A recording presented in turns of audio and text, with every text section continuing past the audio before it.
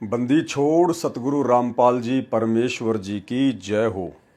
परम पिता परमात्मा सारी सृष्टि के रचनहार, कुल मालिक, असंख्य ब्रह्मांडों के स्वामी, जगत गुरु, तीनों लोकों में प्रवेश करके सबका भरण पोषण करने वाले राजाधिराज, आत्माधार, नाथों के नाथ, देवों के देव महादेव, सर्वेश्वर महेश्वर, मृत्युंजय, अजरो अमर, आदि अनादि सनातनी प्रभु, जगत पिता जगदीश्वर, श्री श्री 1008 की उपाधि के वास्तविक अधिकारी, अकाल मूरत शब्द स्वरूपी राम वासुदेव सर्वगतम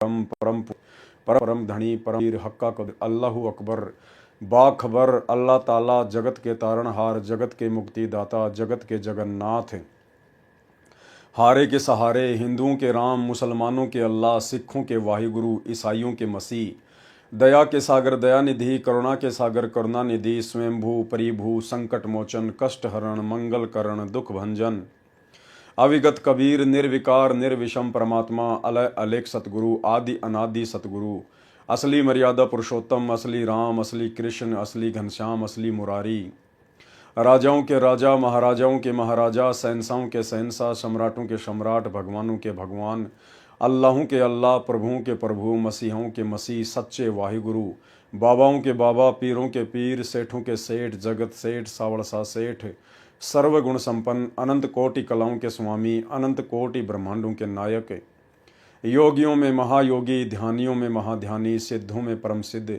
ज्ञानियों में तत्व ज्ञानी, ब्रह्म ज्ञानी, महाज्ञानी, परम ज्ञानी, सर्वश्रेष्ठ ज्ञानी, विज्ञानी, युवा कबीर, समरथ कबीर, असमवात, अमित ओजा, सच्चे रहनुमा, करीम अल्लाह, सुभान अल्लाह, दुनिया के अंतिम पैगंबर, 8 सितंबर 1951 से गांव धनाना, जिला सोनीपत, हरियाणा, भारतवर्ष की पावन भूमि पे प्रकट रियल कल की भगवान श्री नारायण साकार हरि बाबा साहेब संत श्रोमणी सतगुरु रामपाल जी परमेश्वर जी के चरण कमल में साध संगति से जुड़े हुए देश विदेश से हम सभी सत्सेवक भाई बहनों का अनंत कोटि दंडवत प्रणाम। सत्साई भाई और बहनों, पवित्र पुस्तक भक्ति और भगवान के ऊपर लगातार वीडियो बनाने की श्रृंखला जारी है। इसी श्रृंखला में आज हमारा ये 18वें नंबर का वीडियो है। भाई और बहनों, आगे हम एक भगत के इंटरव्यू पर बढ़ें उससे पहले एक छोटी सी जानकारी आप सभी साध संगति से जुड़े हुए सत्सेवक भाई बहनों को दास देना चाहेगा। सतगुरु रामपाल जी परमेश्वर जी के आशीर्वाद से, उनकी सत्य प्रेरणा से इसी पुस्तक भक्ति और भगवान में आगे चलकर जो सृष्टि रचना का विवरण दिया हुआ है, यानी परमेश्वर तकरीबन अपनी सभी पुस्तकों के अंत में सृष्टि रचना का विवरण देते ही देते हैं। तो परमेश्वर ने दास को प्रेरणा की कि सृष्टि रचना के ऊपर वीडियो बनना चाहिए, क्योंकि जिस भगत को सृष्टि रचना अच्छे से समझ में नहीं आएगी, जो भगत सृष्टि रचना के मर्म को, निष्कर्ष को, सार को नहीं समझ पाएगा, नहीं पकड़ पाएगा, वो भगत सतगुरु रामपाल जी परमेश्वर जी के यथार्थ भक्ति मार्ग को नहीं समझ पाएगा। काल कैसे और कब अपना षड्यंत्र करेगा वो नहीं समझ पाएगा। परमात्मा कब और कैसे भगत को सूक्ष्म ज्ञान के माध्यम से समझाना चाहते हैं, भगत नहीं समझ पाएगा। सतगुरुदेव भगवान के संकेतों को, इशारों को भगत नहीं समझ पाएगा। और जब इतना सब कुछ समझ ही नहीं पाएगा तो वो भक्ति मार्ग पर भी सफल नहीं हो पाएगा। तो भाई और बहनों, वर्तमान में हम सभी भगत आत्माएं इस यथार्थ 13वें कबीर पंथ में, जो सन 1994 से सतगुरु रामपाल जी परमेश्वर जी ने प्रारंभ कर दिया है, स्वयं सतलोक के राजा कबीर साहिब ने सतगुरु रामपाल जी परमेश्वर जी के रूप में आकर, इस चोले में आकर अपने सत भक्ति मार्ग को शुरू कर दिया है। काल इस सत भक्ति मार्ग के पीछे, इस सत भक्ति मार्ग को अवरुद्ध करने के लिए अपने एजेंटों के मार्फत, वो एजेंट जो सतगुरु रामपाल जी परमेश्वर जी के इर्द गिर्द उसने पैदा कर रखे हैं, सतगुरु रामपाल जी परमेश्वर जी के कलयुगी रिश्तेदारों के रूप में, भाई बंधु बेटा बेटी रिश्तेदार इनके रूप में पैदा कर रखे हैं। काल इन सभी एजेंटों के मार्फत भरकस कोशिश कर रहा है कि कैसे संत रामपाल जी के मार्ग को अवरुद्ध किया जाए, कैसे इन भोली भाली आत्माओं की मर्यादा तोड़वाई जाए, कैसे इनको सतगुरु के रहम से दूर किया जाए। तो भाइयों और बहनों, जब तक हम सृष्टि रचना को नहीं समझेंगे, क्योंकि काल केवल उतना ही कर सकता है जितना उसने सतलोक में आप और हम सभी आत्माओं को भ्रमित किया था, और परमात्मा भी केवल संकेत ही करेंगे कि काल तुम्हें कैसे ठगेगा, किस प्रकार से ठगेगा, कैसे तुमने बचना है। ये सारी जानकारी भी परमात्मा ने हमारे को सूक्ष्म रूप में सृष्टि रचना के माध्यम से बता दी है। लेकिन ज्यादातर भगत भाई बहन सृष्टि रचना के मर्म को समझ नहीं पाते, जिस कारण से सब कुछ प्रत्यक्ष होते हुए भी सतलोक आश्रम मैनेजमेंट हरियाणा के पीछे लगकर और निरंतर अपनी भक्ति को बर्बाद करते जा रहे हैं, परमात्मा की मर्यादाओं से कोसों दूर होते जा रहे हैं। तो गुरुदेव भगवान ने दया बख्शी, दास को सत प्रेरणा की। सृष्टि रचना के ऊपर हम आगे वीडियो बनाएंगे। अभी 2, 4, 5 इंटरव्यू शेष हैं। उसके बाद अगले महीने से गुरुदेव भगवान की दया हुई, उनका आशीर्वाद हुआ, तो अक्टूबर महीने से हम लोग सृष्टि रचना के ऊपर वीडियो बनाएंगे। तकरीबन 6 से 7 वीडियो 2-2 घंटे के बनेंगे। और जिस भगत भाई बहन ने सृष्टि रचना के ऊपर वो वीडियो देख लिए और समझ लिए, तो समझ लेना आपको काल कभी भी संत रामपाल जी के भक्ति मार्ग से भ्रमित नहीं कर पाएगा। भाई और बहनों, वैसे तो सृष्टि रचना सदगुरु रामपाल जी परमेश्वर जी ने अपने सत्संगों में बताई रखी है, सैकड़ों बार सुना रखी है, लेकिन वो सृष्टि रचना जो गुरुदेव भगवान अपने सत्संगों में सुनाते हैं सरल रूप में, वो सृष्टि रचना केवल जगत वाले भाई बहनों के लिए है। लेकिन अब इस 2 कोड़ी के कुत्ते पवन दास को निमित्त बनाकर, माध्यम बनाकर परमात्मा ने साध संगतियों के माध्यम से अब जो सृष्टि रचना वीडियो के माध्यम से बताई जाएगी, समझाई जाएगी, गुरुदेव भगवान के आशीर्वाद से ये सृष्टि रचना विशेष तौर पर सतगुरु रामपाल जी परमेश्वर जी की शरण प्राप्त उन भगत भाई बहनों के लिए है, जो भगत भाई बहन इतना सब कुछ ज्ञान लेने के बावजूद भी, इतने वर्षों से सतगुरु की संगति करने के बावजूद भी काल की सूक्ष्म चाल को समझ नहीं पा रहे हैं और परमात्मा की मर्यादाओं से दूर होकर बैठे हैं। उन्हें लगता है कि हम तो भक्ति भी कर रहे हैं, हम तो सतलोक आश्रमों में भी जाते हैं, वहां पर ज्योति पाठ और दान का पैसा भी देते हैं, हमारा तो कुछ बिगड़ भी नहीं रहा है। भाई, जब बिगड़ने पे आएगा तो संभलने में नहीं आएगा। तो उन भगत भाई बहनों को विशेष तौर पर समझाने के लिए, और जो भाई बहन ऑलरेडी साध संगति में जुड़े हुए हैं, उन भगत भाई बहनों को और ज्यादा भक्ति मार्ग पर सावधान और दृढ़ करने के लिए परमात्मा इस दास को निमित्त बनाकर अब अगले महीने सृष्टि रचना पर कुछ वीडियो बनवाने जा रहे हैं। तो ये तो थी एक छोटी सी जानकारी, ताकि आप भाई बहनों को पहले ही बता दिया जाए, क्योंकि परमात्मा धरती पर प्रकट है, तो परमात्मा अपनी तरफ से किसी भी प्रकार की कोई भी कमी भक्ति मार्ग पर आप और हमारों को सावधान करने में नहीं छोड़ेंगे। यानी परमात्मा कभी भी दोषी नहीं रहता, दोषी नहीं बनता। हम कभी भी सतगुरु रूप में आए हुए परमेश्वर को पूर्ण मोक्ष ना हो पाने के कारण दोष नहीं दे सकते। हम कोई बहानेबाजी फिर उसके सामने जब उसके दरबार में मुंह लटका के खड़े होंगे तो हम कोई भी बहानेबाजी ना बना सकें। इसके लिए परमात्मा ज्ञान देने में, समाधान देने में स्वयं भी और अपने भक्तों के माध्यम से भी कोई कमी नहीं छोड़ता है। तो भाइयों और बहनों, अंत में यदि कोई कमी रहेगी तो आप और हमारी ही रहेगी। तो सृष्टि रचना के ऊपर अगले महीने अक्टूबर 2024 से वीडियो बनने की श्रृंखला जारी हो जाएगी, और उसके अंतर्गत कुछ एक पुस्तकें हैं, उनका भी बीच में हवाला दिया जाएगा, ताकि हम अच्छे से समझ सकें कि काल वर्तमान में कहाँ बैठा है, काल धरती पर वर्तमान में कहाँ बैठा है, और काल किन लोगों के माध्यम से संत रामपाल जी के भक्तों को भ्रमित करने का पूरा प्रयास करेगा और कर भी रहा है। तो ये एक छोटी सी जानकारी थी सृष्टि रचना को लेकर, ताकि आप सभी भगत भाई बहन सावधान रहें, तैयार रहें अगले महीने सृष्टि रचना के ऊपर वीडियो देखने के लिए। अब हम बात करते हैं पवित्र पुस्तक भक्ति और भगवान को लेकर। एक इंटरव्यू हमने डॉक्टर ओम प्रकाश हुड्डा को लेकर लाइव चलाया। आप भाई बहनों को समझ में आ जाना चाहिए कि धरती पर वर्तमान में पूर्ण परमात्मा कबीर साहेब सतगुरु रामपाल जी परमेश्वर जी के चोले में ज्यों के त्यों सह शरीर प्रकट हैं, इसमें कोई मीन मेक नहीं है। भाइयों और बहनों, साध संगति के ये जो लाइव वीडियो चल रहे हैं या जितने भी वीडियो बनते हैं, ये वीडियो जगत के मतलब के नहीं है। जगत वालों को तो अभी ABCD से ज्ञान शुरू करना पड़ेगा, यानी संत रामपाल जी के सत्संग सुनने पड़ेंगे ज्यादा से ज्यादा, तभी उनको ये मार्ग समझ में आएगा।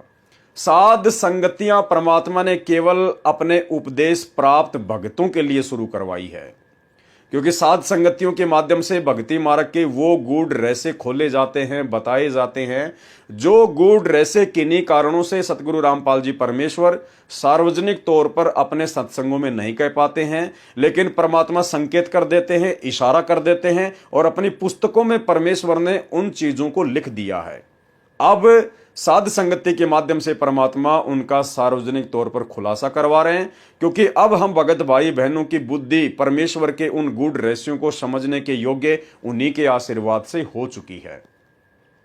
तो ये वीडियो वर्तमान में दुनिया के महत्व के नहीं है, लेकिन ये वीडियो वर्तमान में सतगुरु रामपाल जी परमेश्वर जी की संगत के लिए परम महत्व के हैं, परम महत्व के लिए।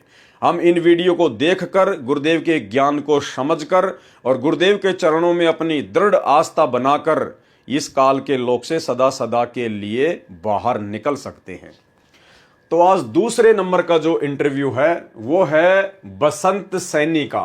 बसंत सैनी जी ये हरियाणा से हैं, रोहतक जिले से, गांव गांधरा से हैं, और इनकी आप बीती सतगुरु रामपाल जी परमेश्वर जी ने अपने कर कमलों से लिखी है। प्रभु प्यासे भगत बसंत सिंह सैनी को मार्ग मिलना, केवल मार्ग मिला है भाइयों और बहनों, ध्यान रखना। बसंत सैनी को केवल परमात्मा का सत मार्ग मिला है। मोक्ष की बसंत सैनी की कोई गारंटी नहीं है, क्योंकि बसंत सैनी ने फिर सतगुरु रामपाल जी परमेश्वर जी के सत भक्ति मार्ग पर कदम रखने के बाद ऐसे ऐसे कुकर्म कर दिए हैं, जिन कुकर्मों की परमेश्वर के मार्ग में कोई माफी नहीं है। भाइयों और बहनों, परमात्मा यही चाहते हैं कि मेरे बच्चे इस भक्ति मार्ग पर इस कदर दृढ़ हो जाएं, केवल अपने गुरुदेव भगवान पर विश्वास करें, अन्य किसी की छाया पर भी विश्वास ना करें। चाहे संगत में उनका बेटा हो, चाहे बेटी हो, चाहे उनकी पत्नी हो, चाहे माता पिता हो, चाहे उनके रिश्तेदार हो, चाहे कोई कितने बड़ा वर्ल्ड कोऑर्डिनेटर क्यों ना हो। सतगुरु रामपाल जी भगवान चाहते हैं कि यदि इस आत्मा को इसी जन्म में पूर्ण मोक्ष प्राप्त करना है, तो इस आत्मा को केवल अपने गुरुदेव के चरणों में पूर्णतया समर्पित होना पड़ेगा। इसके बाद में यदि कोई संगत का भाई बहन गुरुदेव के ही वचनों को आधार बनाकर और गुरुदेव की मर्यादाओं में रहते हुए यदि आपको भक्ति मार्ग से संबंधित बातें बताता है, जो बातें गुरुदेव के सत्संगों से जो की त्यों मेल खाती हैं, जो बातें आपके विश्वास को दृढ़ करती हैं, केवल उसी भक्तों की बातों को सुनना है, उन्हीं बातों को फॉलो करना है। इसके अलावा अपनी खुद की परछाई पर भी विश्वास मत कर लेना। चाहे कोई कितनी मीठी मीठी बातें बताए, कोई कितनी मीठी मीठी गोलियां दे, सामने चाहे गुरुदेव का लड़का हो, चाहे लड़की हो, चाहे माता पिता हो, चाहे बेटा बेटी हो, चाहे भाई बंधु हो, चाहे उनके रिश्तेदार हो, चाहे देश का प्रधानमंत्री और राष्ट्रपति भी उपदेश लेने के बाद में आपको भ्रमित करने का प्रयास क्यों ना करे, आपने किसी की बात माननी ही नहीं है। परमात्मा कहते सुनो सबकी लेकिन करो मन की। करना वो है जो गुरुदेव भगवान ने हमें बता दिया है, जो आदेश दे दिए हैं तीनों समय की आरती के माध्यम से और अपने हजारों सत्संगों के माध्यम से। इसके अलावा हमने सभी को दो कोड़ी का जीव मान के चलना है, दो कोड़ी का तुच्छ पत्थर प्राणी मान के चलना है। हमने किसी को भी वो विशेष आदर और महत्व शोपन में भी नहीं देना है जिस विशेष आदर और महत्व के लिए सतगुरु रामपाल जी परमात्मा स्वयं धरती पर प्रकट हो चुके हैं। तो भाइयों और बहनों, हमने इतना दृढ़ होना पड़ेगा। हमने हर प्रकार की अपनी शंकाओं को दिलो दिमाग से दूर निकालकर फेंकना होगा। हमने हर प्रकार से लोक लाज को, शर्म को, भय को अपने दिलो दिमाग से निकाल के फेंकना होगा। हमारी मुक्ति सतगुरु रामपाल जी परमेश्वर जी की भक्ति से होगी, और वो भक्ति हमने स्वयं करनी पड़ेगी मर्यादा में रह के। इसके अलावा कोई भी हमारा हाथ पकड़ के सतलोक ले जाने वाला नहीं है। इसलिए सब के सब दो कोटि के जीव हैं, दो कोटि के प्राणी हैं। जब तक हम इस कदर भक्ति मार्ग पर दृढ़ होकर नहीं चलेंगे, तब तक भाई और बहनों ये काल हमें भक्ति नहीं करने देगा। भक्ति करोगे तो मर्यादा में नहीं रहने देगा, और मर्यादा नहीं होगी तो भक्ति आपकी लाख जन्म में भी नहीं बन पाएगी। तो ये जो बसंत सैनी है, जो कि सतलोक आश्रम मैनेजमेंट हरियाणा का एक विशेष मेंबर है, अब वर्तमान में इसके विषय में गुरुदेव भगवान लिख रहे हैं कि प्रभु प्यासे भगत बसंत सैनी को मार्ग मिलना, केवल इस आत्मा को मार्ग ही मिला है। लेकिन भाई और बहनों, इस मनुष्य जन्म में इस बसंत सैनी को नाम उपदेश लेने के बाद इसके कुकर्मों के चलते सतलोक मिलना बड़ा कठिन है, बड़ा मुश्किल है। क्योंकि दास तो जो भी बात बोलता है भाई और बहनों, प्रमाणों के साथ बोलता है और ज्ञान को आधार बनाकर बोलता है। जो भी बोलेंगे आपको उसका प्रमाण भी दिखाएंगे। तो अब आप जिस व्यक्ति का इंटरव्यू देखने जा रहे हैं, ये वही बसंत सैनी है, जो व्यक्ति 15-20 वर्षों से सतगुरु रामपाल जी परमेश्वर जी की बहुत ही नजदीकी से संगति करता आ रहा है, जिसको सार नाम प्राप्त है, जिसको सार शब्द प्राप्त है। जैसा भी इन सतलोक आश्रम मैनेजमेंट हरियाणा वालों ने अपना सार शब्द बना रखा है, वो सार शब्द भी इसको प्राप्त है। और ये व्यक्ति सार शब्द दूसरे भक्तों को दान करता है, दूसरे भक्तों को ये सार शब्द देता है और सार शब्द की ये परीक्षा भी लेता है। और भाई और बहनों, ये वही बसंत सैनी है जो इतनी सब कुछ आध्यात्मिक उपलब्धियां प्राप्त करने के बाद भी रहा एक गुंडे का गुंडा, रहा एक मवाली का मवाली। ये वही बसंत सैनी है जिस बसंत सैनी ने सन 2016 के अंत में दिल्ली और हरियाणा से 2 गाड़ियां गुंडों की भर के सारनामी भक्तों के रूप में जो गुंडे हैं, जो सारनाम प्राप्त हैं, दिल्ली और हरियाणा से 2 गाड़ियां सारनामी अपने जैसे गुंडों की भर के जयपुर में मुझ पवन दास के घर पर आता है। और मुझ पवन दास के बच्चों को रसोई में, जो बच्चे इन्हीं के लिए भोजन तैयार कर रहे थे, भंडारा तैयार कर रहे थे कि हमारे भगत भाई आए हैं, भंडारा करेंगे और परमात्मा की चर्चा करेंगे। लेकिन इन लोगों को चर्चा करने की कहां से फुर्सत है, इनको तो पवन दास की पिटाई करने के लिए आना था। तो इन्होंने जबरदस्ती धक्का मार के दास के बच्चों को रसोई में बंद कर दिया, और दास को ये सभी लोग मिलकर 10-15 मिनट तक जानवर की तरह बेसबॉल से, हॉकी से और डंडों से अधमरा करके छोड़कर चले गए थे। ये वही बसंत सैनी है भाई और बहनों, जिसको सार शब्द प्राप्त है। सतलोक आश्रमों में जो भक्तों का पाठ प्रकाश करता है, जो अखंड पाठ की वाणियां बोलता है बैठकर, जो भक्तों की सार नाम की परीक्षा लेता है, सार शब्द की परीक्षा लेता है, ये वही बसंत सैनी है जिसने मुझ पवन दास को जानवरों की तरह बरवाला कांड के बाद सन 2016 में जयपुर में आकर मारा। ये तो एक छोटा सा ट्रेलर, एक छोटा सा वीडियो मेरा, वो भी आपको दिखा देता हूं किस प्रकार से इन्होंने बेरहमी से जानवर की तरह मुझ दास की पिटाई की। पहले उन्होंने दास को थप्पड़ मारा, थप्पड़ मारने के बाद में जितने भी जो लोग थे सबने दास के ऊपर ताबड़तोड़ हमला कर दिया। तकरीबन 7-8 मिनट तक उन्होंने दास को हॉकी, बेसबॉल और रोड से जो नीचे पटक के उन्होंने दास को बुरी तरीके से मारा है। आज बंदी छोड़ का पंजा दास के हाथ पे था, वरना पुण्यात्माओं जिस तरीके से वो दास को मार रहे थे, जो की भैंसा नहीं बच पाता, भैंसा भी उनकी मार से मर जाता है, लेकिन साहिब की दया थी। और बीच में जो अपने जो डॉक्टर भगत जी हैं, उन्होंने दास का बीच बचाव किया, नहीं तो वरना स्टूल उठा के वो लोग दास के जो सर पे भी जो है मारने की पूरी कोशिश कर रहे थे वो लोग। अब दास आप जी को थोड़ा सा पुण्यात्मा दिखाना चाहेगा कि कहाँ कहाँ दास के जो है मतलब बेसबॉल वगैरह से जो चोटें आई है। पुण्यात्मा यहाँ उन लोगों ने मारा है, पीछे कुछ हो सकता है पीठ पे भी दास की चोटें पड़ी हों। दूसरा इस तरफ यहाँ पे उन्होंने पूरा दास को बेसबॉल वगैरह से मारा है। नीचे भी लो। और उसके बाद में यहाँ देखिए पुण्यात्माओं, ये पैर दास का यहाँ से सूज रहा है, ये थोड़ा सा ऊपर ले बैठा, हाँ ऐसे यहाँ से इन्होंने किया है अच्छी तरीके से बेसबॉल से। उसके बाद में यहाँ पे इन लोगों ने मारा है, जहाँ जहाँ उनको मन में आया, उस तरीके से पुण्यात्माओं उन लोगों ने दास के साथ में जानवर जैसा व्यवहार किया। तो भाई और बहनों, आज हम इसी महान आत्मा, इसी महान पुरुष बसंत सैनी के इंटरव्यू को पढ़ेंगे कि किस प्रकार से वो परमात्मा ऐसी नीच आत्माओं पर भी दया करता है। ये परमेश्वर जी की दयालुता का आपको एक बहुत बड़ा उदाहरण देखने को मिलेगा। परमात्मा जिनके आगामी कुकर्मों को जानता था, सतगुरु रामपाल जी परमेश्वर अंतर्यामी हैं। अंतर्यामी एक तुम आत्म के आधार, और जो तुम छोड़ो हाथ तो मोह कौन उतारे पार।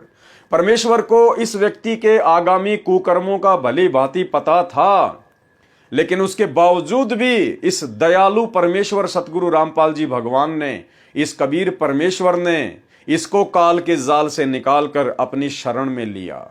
इसको असहनीय दुखों से और कष्टों से बाहर निकाला, इसे अपने पास में रखा, इसको मैनेजमेंट का एक हिस्सा बनाया, इसको परमात्मा ने विशेष सेवाएं सौंपी, गुरुदेव भगवान ने इसके ऊपर विश्वास किया, इसको बरवाला आश्रम में परमात्मा ने विशेष जगह दी। और जब इसको सारनाम प्राप्त हो गया, उसके बाद भाई और बहनों 2009 में इसी बसंत सैनी ने, जिसका इंटरव्यू आप जी देखने जा रहे हैं, जिसको सारनाम प्राप्त हो गया था सन 2009 में, और उसके बाद यही बसंत सैनी अपनी ही गुरु बहन के साथ में बरवाला में, जो कि एक भगत की भगतमती थी, वो भगत बेचारा सतलोक आश्रम बरवाला में परमानेंट सेवा किया करता था और अपने बच्चों के साथ में बरवाला में किराए का मकान लेके रहता था। और जब उसका पति बरवाला आश्रम में सेवा के लिए आ जाता था, तो पीछे से फिर यही महान आत्मा बसंत सैनी सतगुरुदेव भगवान की सफारी गाड़ी लेकर, टाटा सफारी गाड़ी लेकर, और अपना मुंह काला करने के लिए अपनी गुरु बहन के पास में चला जाया करता था। और यह क्रम कई महीनों तक चलता रहा। भगत बेचारा सेवा करने के लिए आश्रम में आता और तुरंत बसंत सैनी गाड़ी उठा के गुरुदेव भगवान की और अपनी ही गुरु बहन के साथ में सारनाम प्राप्त करने के बाद भी रोजाना मुंह काला करने के लिए चला जाता था, अवैध शारीरिक संबंध बनाने के लिए चला जाता था। एक दिन इसने ऐसा ही किया।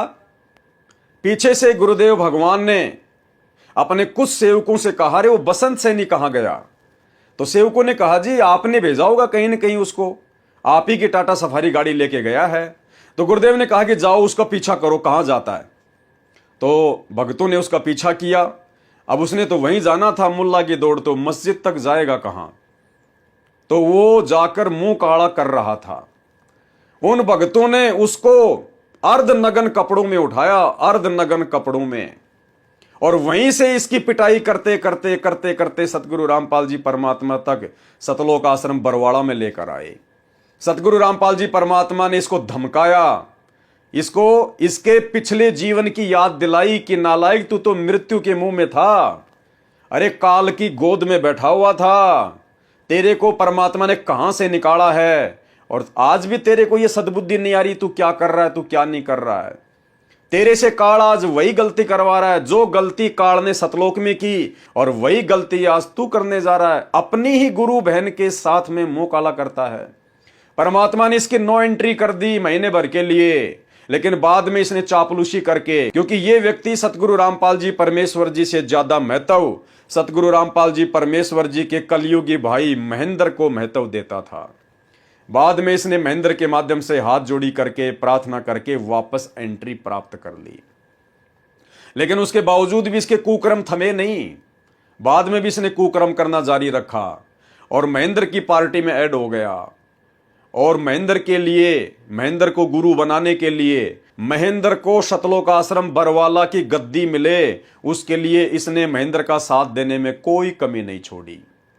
आगे इसके कुकर्म आपको और भी दिखाएंगे, लेकिन अभी हम इसका इंटरव्यू शुरू करते हैं। तो क्या कहते हैं परमात्मा? प्रभु प्यासे भगत बसंत सिंह सैनी को मार्ग मिलना। वर्तमान में ये प्रभु प्यासा नहीं है, वर्तमान में ये प्रभु के खून का प्यासा है। वर्तमान में ये बसंत सैनी प्रभु के, कौन से प्रभु के? कबीर प्रभु सतगुरु रामपाल जी के खून का प्यासा है। ये लोग भगत के भेष में भेड़िए हैं, भेड़िए। सतगुरु रामपाल जी परमेश्वर के शत भक्ति मार्ग को, उनके मिशन को दिन रात ये लोग काल प्रेरणा से कुकर्म करके वही सारे कुकर्म 2019 में कांग्रेस सरकार का समर्थन करना, खुलकर समर्थन करना, भक्तों से वोट डलवाना गुरुदेव का आदेश बताकर, 2024 में बीजेपी सरकार का समर्थन करना, बीजेपी सरकार की रैलियों में भक्तों को बसों में बैठा बैठा के ले जाना, धनाना गांव में 50 लाख रुपए की लागत का धनाना गांव वालों के लिए बैडमिंटन का एक बहुत बड़ा स्टेडियम बना देना, सतलोक आश्रम धनाना में 3 एकड़ जमीन में हॉस्पिटल का काम शुरू कर देना, धनाना गांव वालों के लिए 2-2 एम्बुलेंस चला देना, धनाना गांव वालों के लिए फ्री में बसें चला देना, गांव वालों की रोडें ठीक करवाना, भक्तों को मजदूर बना देना, कभी हरियाणा के जाट आरक्षण में भक्तों को बैठाना, हरियाणा के जाट आरक्षण में भक्तों के दान का पैसा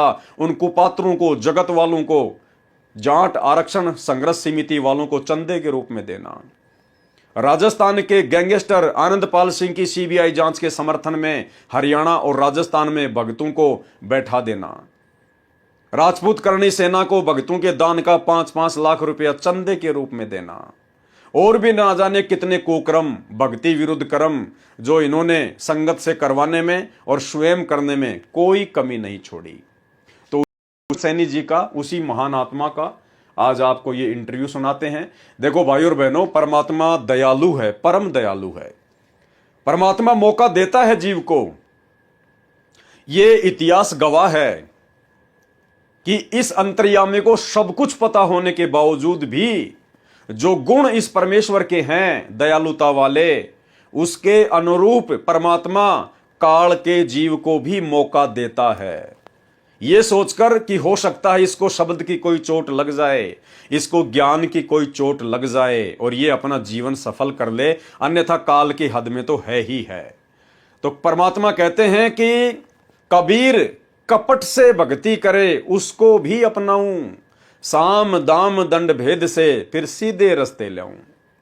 650 साल पहले परमात्मा को इस बात का पता था, उस अंतर्यामी को यह मालूम था कि जिस कमाल नाम के लड़के को मैं मुर्दा से जिंदा कर रहा हूं और अपने पास में अपने बच्चे की तरह रखूंगा, उसकी परवरिश करूंगा, उसको दीक्षा दूंगा, वो आगे चलकर काल का विशेष एजेंट साबित होगा। सब कुछ पता होने के बावजूद भी परमात्मा ने उस काल प्रेरित आत्मा को, काल के एजेंट को अपने सीने से लगाया, अपने पास में रखा और अंत में वही कमाल नाम का लड़का गुरुद्रोही डिक्लेयर हुआ। परमेश्वर की संगत को उसने बर्बाद किया। लेकिन परमात्मा दयालु हैं, इनका गुण है, ये अपना कार्य पूरा करते हैं।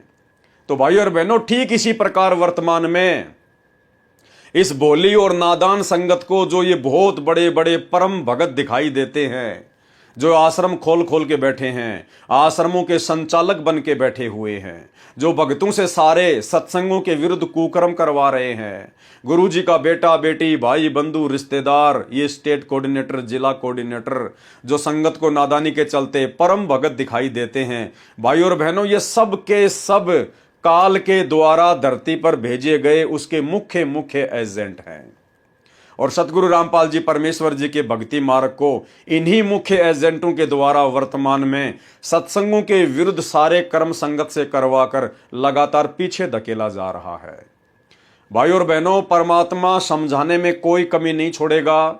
परमात्मा ने अपने सत्संगों में समझाने में कोई कमी नहीं छोड़ी। और वर्तमान में पिछले 9 साल से परमात्मा ने साध संगतियां शुरू करवा रखी है।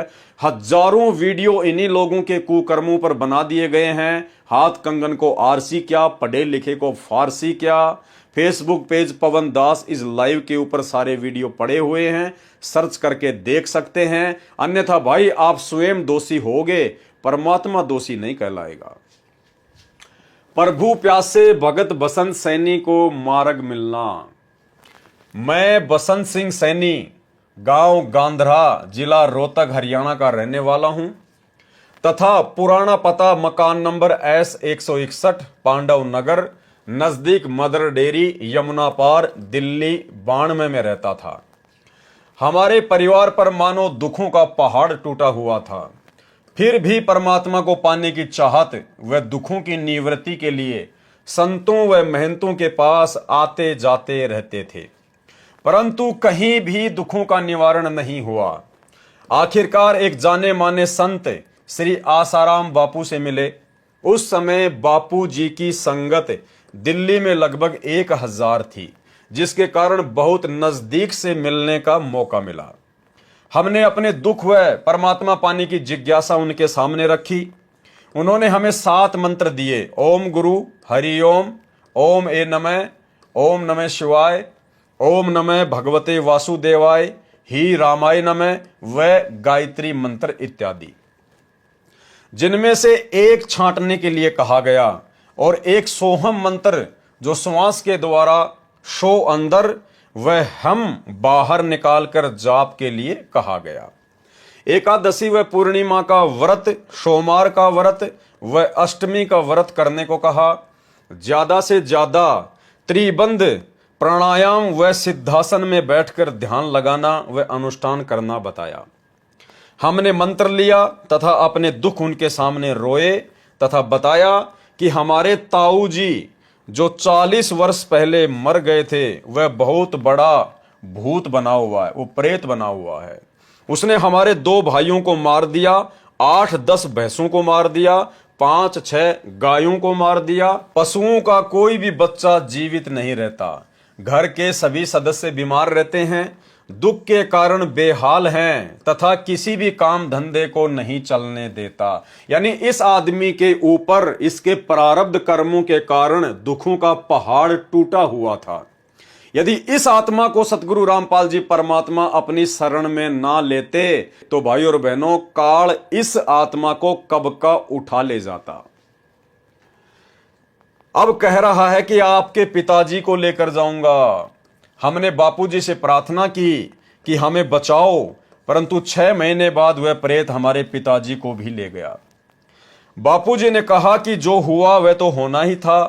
पशु आदि व धन की हानि तथा शारीरिक बीमारी तो पाप का भोग है, जो जीव के प्रारब्ध में लिखा होता है वह तो भोगना ही पड़ता है। आप भक्ति करो। हम परमात्मा प्राप्ति के लिए लगे रहे। बापूजी के समझाने के बाद हम परमात्मा प्राप्ति के लिए पूरी श्रद्धा से लग गए तथा मैंने बसंत दास सबसे पहले श्री आसाराम बापू आश्रम दिल्ली में 40 दिन का अनुष्ठान महंत नरेंद्र ब्रह्मचारी की सलाह से किया। इसके बाद 40 दिन के 6 अनुष्ठान आसाराम बापू आश्रम पचेड़ रतलाम मध्य प्रदेश में महंत काका जी की देखरेख में किए। उसके बाद 2 अनुष्ठान आसाराम आश्रम साबरमती अहमदाबाद गुजरात के मौन मंदिर में किए, जहां पर श्री आसाराम बापू जी से अच्छी तरह बात करने का मौका मिला। तब मैंने बापूजी से पूछा कि बापूजी, जिस परमात्मा को पाने के लिए मैं तथा सारा भगत समाज लगा हुआ है, वह परमात्मा कौन है, कैसा है तथा कहां रहता है, बताने की कृपा करें। ये बसंत सैनी कोई परमात्मा प्राप्ति के लिए नहीं भटक रहा था। आपने इसके इंटरव्यू में देख लिया, समझदार को संकेत काफी है। इसका एक ताऊ जो 40 साल पहले मर गया था, वो भूत बन के इनको बुरी तरह से तबाह कर रहा था, इनको परेशान कर रहा था। इसके 2 भाइयों को मार दिया, इसकी 5 भैंसों को मार दिया, 6 गायों को मार दिया और इसके बाप को मार दिया। ये केवल अपने दुखों से दुखी होकर दर दर की ठोकरें खा रहा था, भटकता फिर रहा था। ये परमात्मा प्राप्ति के लिए किसी साधु संत महात्मा के लिए नहीं गया था और ना जा रहा था। ये केवल अपने संकट निवारण के लिए, भूत भगाने के लिए दर दर भटक रहा था। ये सुनकर बापूजी ने कहा कि आप लगे रहो, सब पता चल जाएगा, और बताया कि गीता जी के 1 अध्याय का पाठ प्रतिदिन करना है।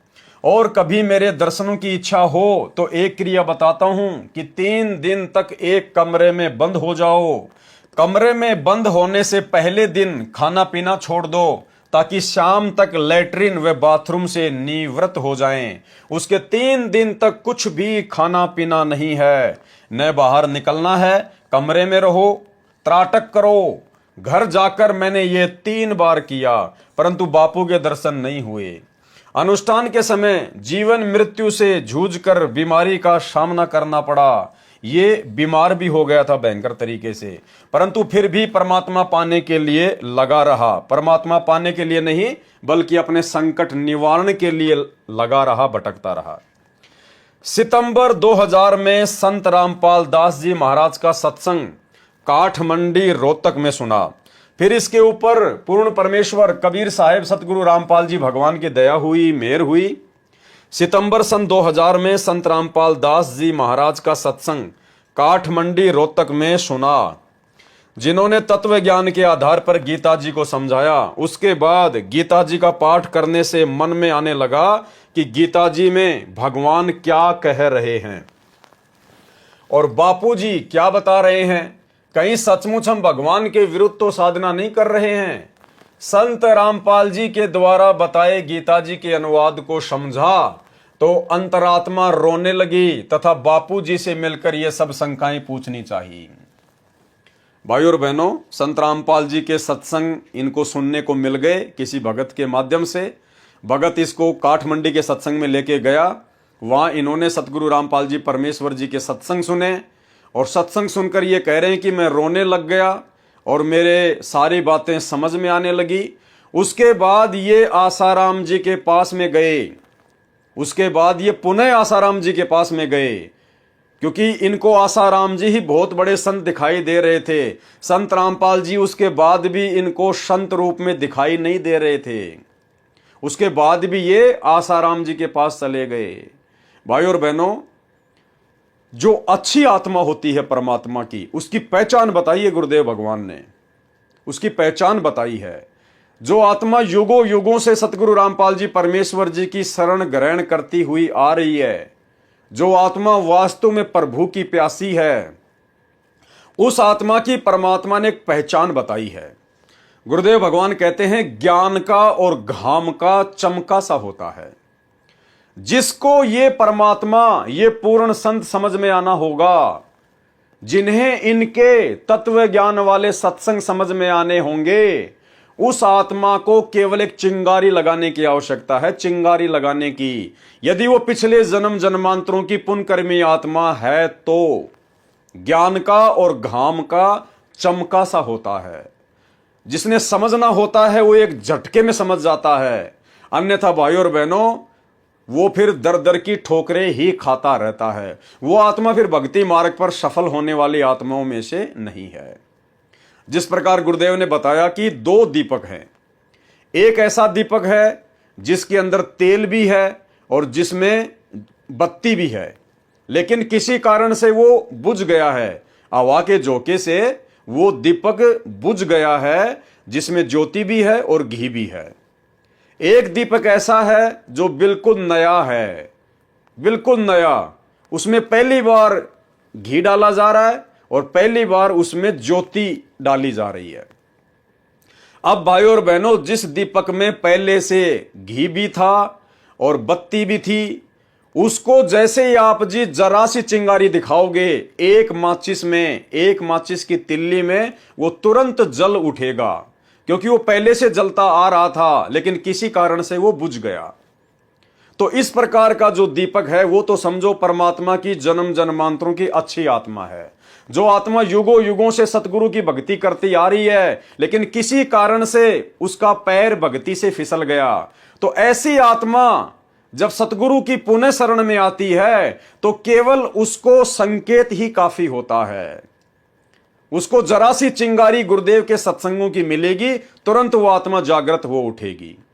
और एक दीपक बिल्कुल नया है, उसमें पहली बार घी डाला जा रहा है, पहली बार उसके अंदर बत्ती डाली जा रही है, तो वो हो सकता है 2 तिल्लियां बर्बाद कर दे, 4 तिल्लियां बर्बाद कर दे, पूरी माचिस की माचिस भी बर्बाद कर दे। यानी उसको जागृत करने में थोड़ा टाइम लगता है।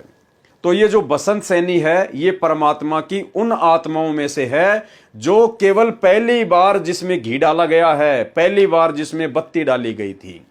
अगर ये पिछले जन्म जन्मांतरों की अच्छी आत्मा होती तो भाई और बहनों, एक ही सत्संग में समझ में आता, दोबारा आसाराम बापू के पास में नहीं जाना पड़ता। लेकिन संत रामपाल जी के सत्संग सुनने के बाद, ज्ञान को समझने के बाद और आंखों से आंसू निकलने के बाद भी ये आसाराम के पास में फिर से धक्के खाने के लिए गया, क्योंकि हो सकता है आसाराम के पास ही पूर्ण समाधान होगा। संत रामपाल जी ना तो संत दिखाई देते और ना इनके पास में इतनी भक्तों की भीड़ है, ये कहां से पूर्ण संत होंगे।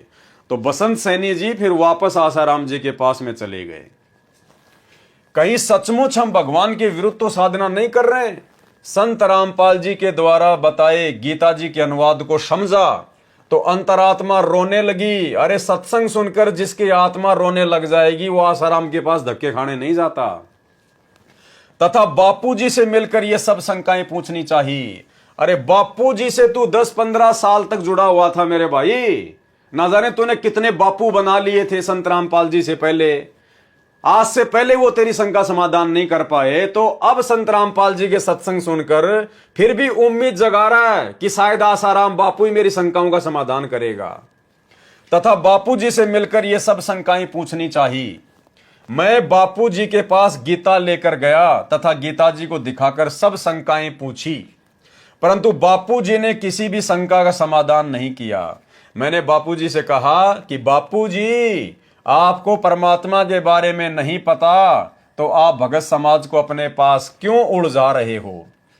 इस पर बाबूजी मेरी तरफ घूर कर बोले कि तू क्या जाने भक्ति के विषय में। मैं उठकर रोता हुआ अपने घर आ गया। परमात्मा की प्राप्ति न होने से तथा उलझे हुए जीवन को देखते हुए तथा हट रूपी अनुष्ठान व व्रतों के करने से शरीर काफी कमजोर हो गया था और मृत्यु नजदीक दिखाई देने लगी। फिर अन्य संतों के पास में गया। उसके बाद संत रामपाल जी से सत्संग सुनने के बाद भी फिर ये दोबारा आसाराम के पास गया। उसके बाद फिर अन्य राधा स्वामी पता नहीं कितने संतों के पास में भटका ये, तो इसको ज्ञान का चमका नहीं हुआ। ये संत रामपाल जी की उन विशेष आत्माओं में से नहीं है जो आत्मा युगों युगों से उनकी भक्ति करती हुई आ रही है। अन्यथा संत रामपाल जी के सत्संग सुनने के बाद और सत्संग सुनकर आंखों से आंसू निकलने के बाद ये ना जाने कितने संतों के पास में और धक्के खाने के लिए चला गया। परमात्मा की प्राप्ति न होने से तथा उलझे हुए जीवन को देखते हुए तथा हट रूपी अनुष्ठान व व्रतों के करने से शरीर काफी कमजोर हो गया और मृत्यु नजदीक दिखाई देने लगी। फिर अन्य संतों राधा स्वामी पंथ, धन धन सतगुरु पंथ, श्री सतपाल जी महाराज, श्री बाल योगेश्वर जी महाराज, दिव्य ज्योति, ब्रह्म कुमारी, निरंकारी मिशन, जय गुरुदेव मथुरा वाले आदि के पास भटका। परंतु जो निर्णायक ज्ञान संत रामपाल जी महाराज ने बताया वह उपरोक्त किसी भी संत व पंथ के पास नहीं है। मतलब संत रामपाल जी से सत्संग सुनने के बाद में दूसरे संतों और पंथों के पास में ये केवल इसलिए भटकता रहा कि क्या वास्तव में संत रामपाल जी का ज्ञान सही है। अरे ये निर्णय उन पंथों में जाके थोड़ी करना था मेरे भाई। ये निर्णय तो परमात्मा जो पुस्तकें दिखा रहे थे, जो ज्ञान बता रहे थे, उन सत्संगों को सुन के करना था। वह उपरोक्त किसी भी संत व पंथ के पास नहीं है। मैं पश्चाताप करने लगा कि इस समय शायद पृथ्वी पर कोई भी संत ऐसा नहीं है जिसको परमात्मा प्राप्ति हुई हो। देखा, संत रामपाल जी के सत्संग सुनने के बाद में दर दर भटका और फिर क्या सोच रहा है कि मैं पश्चाताप करने लगा कि इस समय शायद पृथ्वी पर कोई भी संत ऐसा नहीं है जिसको परमात्मा की प्राप्ति हुई हो और जो ये बता सके कि वह परमात्मा कौन है, कैसा है और कहां रहता है। ये विचार करके मैं फूट फूट कर रातों में रोता रहा। संतों से विश्वास उठ गया। मन में आने लगा कि जब श्री आसाराम जी जैसे सुप्रसिद्ध संत ही शास्त्र विधि त्याग कर मनमाना आचरण कर तथा करवा रहे हैं तो किस संत पर विश्वास किया जाए। और फिर संत रामपाल जी के बारे में इनके क्या विचार थे उनके सत्संग सुनने के बाद भी। भाई और बहनों, संत रामपाल जी ज्ञान तो श्रेष्ठ बता रहे हैं, परंतु इनके पास जन समूह कुछ भी नहीं है। इनके पास में भक्तों की भीड़ नहीं है। मतलब केवल इस बात के कारण इसने संत रामपाल जी को प्रथम बार में रिजेक्ट कर दिया कि संत रामपाल जी का ज्ञान तो श्रेष्ठ है, लेकिन इनके पास में भक्तों की भीड़ नहीं है, इनके पास में जन समूह नहीं है, इसलिए संत रामपाल जी पूर्ण संत नहीं हो सकते, इनको परमात्मा की प्राप्ति नहीं हुई है। ये हमें कहां से परमात्मा की प्राप्ति करवा देंगे। यानी भाई और बहनों, समझदार को संकेत काफी है। परमात्मा आप और हम सभी भगत भाई बहनों की तमाम भ्रमणाओं का निवारण करना चाहते हैं कि मत रह जाना इस वहम में कि वो भगत बहुत बड़ा भगत है। अरे फला फला भगत तो गुरुजी के साथ में रहा करता था जब गुरुजी गांव गांव में जाके सत्संग करते थे। अरे ये भगत तो 24 घंटे गुरुजी के साथ में रहता है। अरे ये माई तो गुरुजी के बेड की साफ सफाई करती है। अरे ये भगत तो गुरुजी के कपड़ों के प्रेस करता है। अरे ये तो गुरुजी का ड्राइवर है, इसको तो बहुत ज्ञान होगा। इस चक्कर में मत पड़ जाना मेरे भाई और बहनों। दूर के ढोल हमेशा सुहावने लगते हैं। जब दूर आधा 1 किलोमीटर दूर कहीं जब कोई ढोलक बज रहा है ना, तो वहां बड़ा आनंद आता है, लेकिन नजदीक जाने पर वो कान फोड़ती है वो आवाज। जो दूर से जो अच्छे लग रहे थे ढोलक, जब नजदीक जाते हैं तो वही आवाज कान फोड़ देती है। तो भाई और बहनों, ये जो परम भगत समझे जाते थे बरवाला कांड से पहले, और वर्तमान में संगत की नादानी से जो संगत इन लोगों को परम भगत समझ रही है, इनके कुकर्म आपके सामने हैं, इनके विचार इन्हीं के इंटरव्यू के माध्यम से आप लोगों के सामने हैं। और ऐसे ऐसे सभी महान भगतों के इंटरव्यू आपको दिखाए जाएंगे, ताकि आपके अंदर से सभी प्रकार की शंकाओं का निवारण हो जाए कि भक्ति करनी है तो भाई अपने आप को अपने गुरुदेव भगवान के चरणों का दास समझकर करनी पड़ेगी। इन भक्तों के पीछे लगना, इन भक्तों को महत्व देना, विशेष इनको प्राथमिकता देना कुछ नहीं है, कुछ लेना देना नहीं है। ये समझो कि मेरे लिए सतगुरु रामपाल जी भगवान आए हैं और मैंने भक्ति करके यहां से निकलना है। बाढ़ में जाओ ये भगत और बाढ़ में जाओ गुरुजी का परिवार। ना गुरुजी का परिवार मेरी मुक्ति कर सकता और ना ये बड़े बड़े भगत मेरी मुक्ति कर सकते। मेरी मुक्ति मेरे गुरुजी से होगी, मेरे गुरुजी की भक्ति से होगी, और भक्ति भाई मेरे को मर्यादा में रह के करनी पड़ेगी। इसके अलावा किसी के चक्कर में ना आ जाना। संत रामपाल जी ज्ञान तो श्रेष्ठ बता रहे हैं, परंतु इनके पास जन समूह कुछ भी नहीं है, भीड़ नहीं है इनके पास में। ये 10, 15, 20 लोग बैठे हैं, तो संत रामपाल जी काहीं के संत हैं? ये पूर्ण संत कैसे हो सकते हैं? ये शंका मन में आई। कुछ दिनों के बाद संत रामपाल जी महाराज का एक शिष्य हमारे गांव का मिला तथा मेरी कहानी सुनकर उसने मुझे फिर से परमात्मा स्वरूप पूर्ण संत रामपाल जी महाराज के सत्संग में दोबारा लाकर बैठा दिया। मैंने 1 घंटे का सत्संग सुना और सत्संग के बाद रोता हुआ महाराज जी से मिला। महाराज जी ने मुझे सीने से लगाकर कहा कि जिस संत के पास आप जाते हो वे शास्त्र विधि त्याग कर मनमाना आचरण कर तथा करवा रहे हैं। सतगुरु रामपाल जी भगवान को, इस अंतर्यामी परमात्मा को मालूम था कि जब तक इसके घुटने नहीं टूट लेंगे, हर कहीं से धक्के खा के नहीं आ जाएगा, सबका झाड़ा लेके नहीं आ जाएगा, तब तक इसको मेरी बातों पे विश्वास नहीं होगा। तो जब ये थक हार के वापस आ गया तो आते ही संत रामपाल जी ने क्या कहा, भाई ये तो अंतर्यामी है। इन्होंने आते ही बसंत से क्या कहा, मैंने 1 घंटे का सत्संग सुना और सत्संग के बाद रोता हुआ महाराज जी से मिला। महाराज जी ने मुझे सीने से लगाकर कहा कि जिस संत के पास आप जाते हो वे शास्त्र विधि त्याग कर मनमाना आचरण कर तथा करवा रहे हैं। गुरुदेव को पता था कि धक्के खा खू के आया है। जैसा ये सब वे पहले ही जानते थे। क्या कह रहा है बसंत सैनी कि जैसा ये सब वे पहले ही जानते थे कि मुझे क्या चाहिए और मेरी शंकाओं का समाधान संत रामपाल जी महाराज ने अपने चरणों में बैठाकर इस तरह से किया। भाई और बहनों, क्या आप और हमारी शंकाओं का समाधान गुरुदेव ने अपने पास में बैठाकर सत्संगों के अलावा किया? कभी नहीं किया।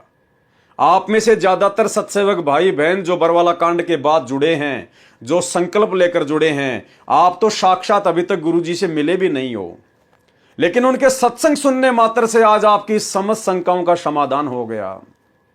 और इन आत्माओं का समाधान परमात्मा ने अपने पास में बैठाकर घंटों घंटों बैठाकर करना पड़ा।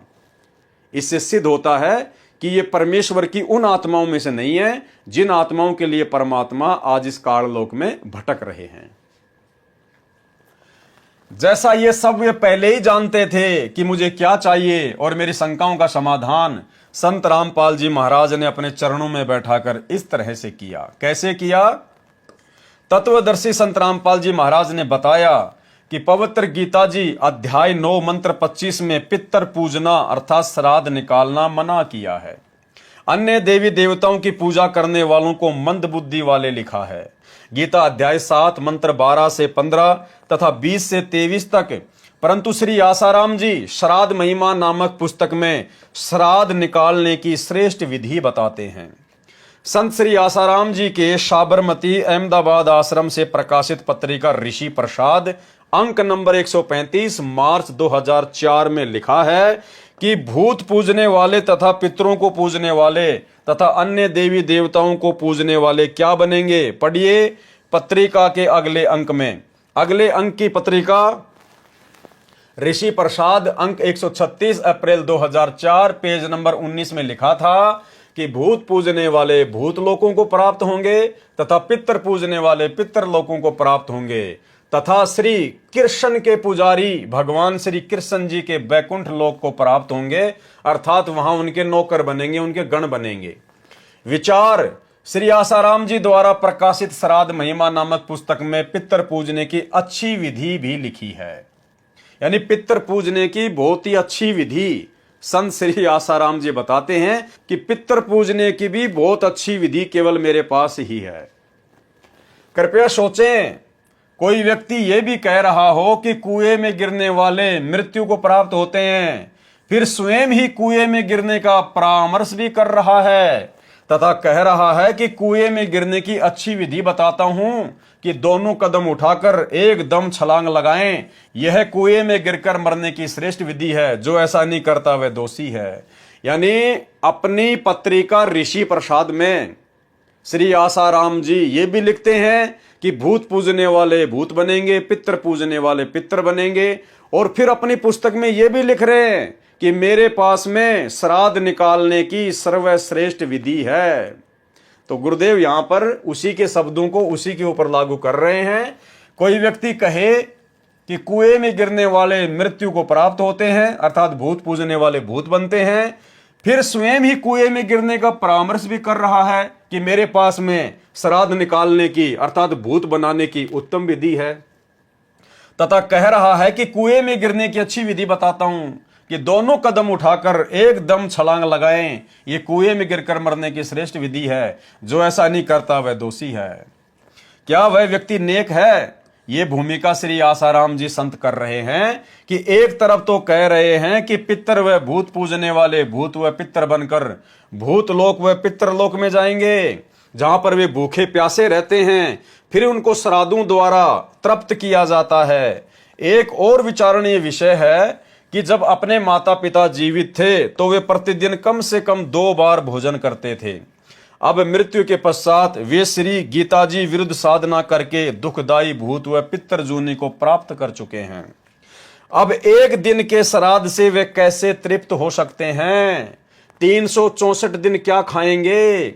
जिसके लिए संत आसाराम जैसे गुरुजन दोषी हैं, जो भोली भाली आत्माओं को गुमराह कर रहे हैं। शास्त्र ज्ञान से अपरिचित संत ही इस जीव को शास्त्र विधि रहित साधना करवाकर दुखदायी योनियों में डलवाते हैं। श्री आसाराम जी श्री शिव जी की उपासना का मंत्र ओम नमः शिवाय व श्री विष्णु जी का मंत्र ओम नमो भगवते वासुदेवाय बताते हैं। इसी के अतिरिक्त हरिओम, ओम गुरु आदि नामों में से कोई एक मंत्र अपनी इच्छा अनुसार चुन लेने को कहते हैं तथा सोहम को 2 हिस्से करके श्वास द्वारा स्मरण करना आदि मंत्र देते हैं, जो किसी शास्त्र में प्रमाण नहीं है।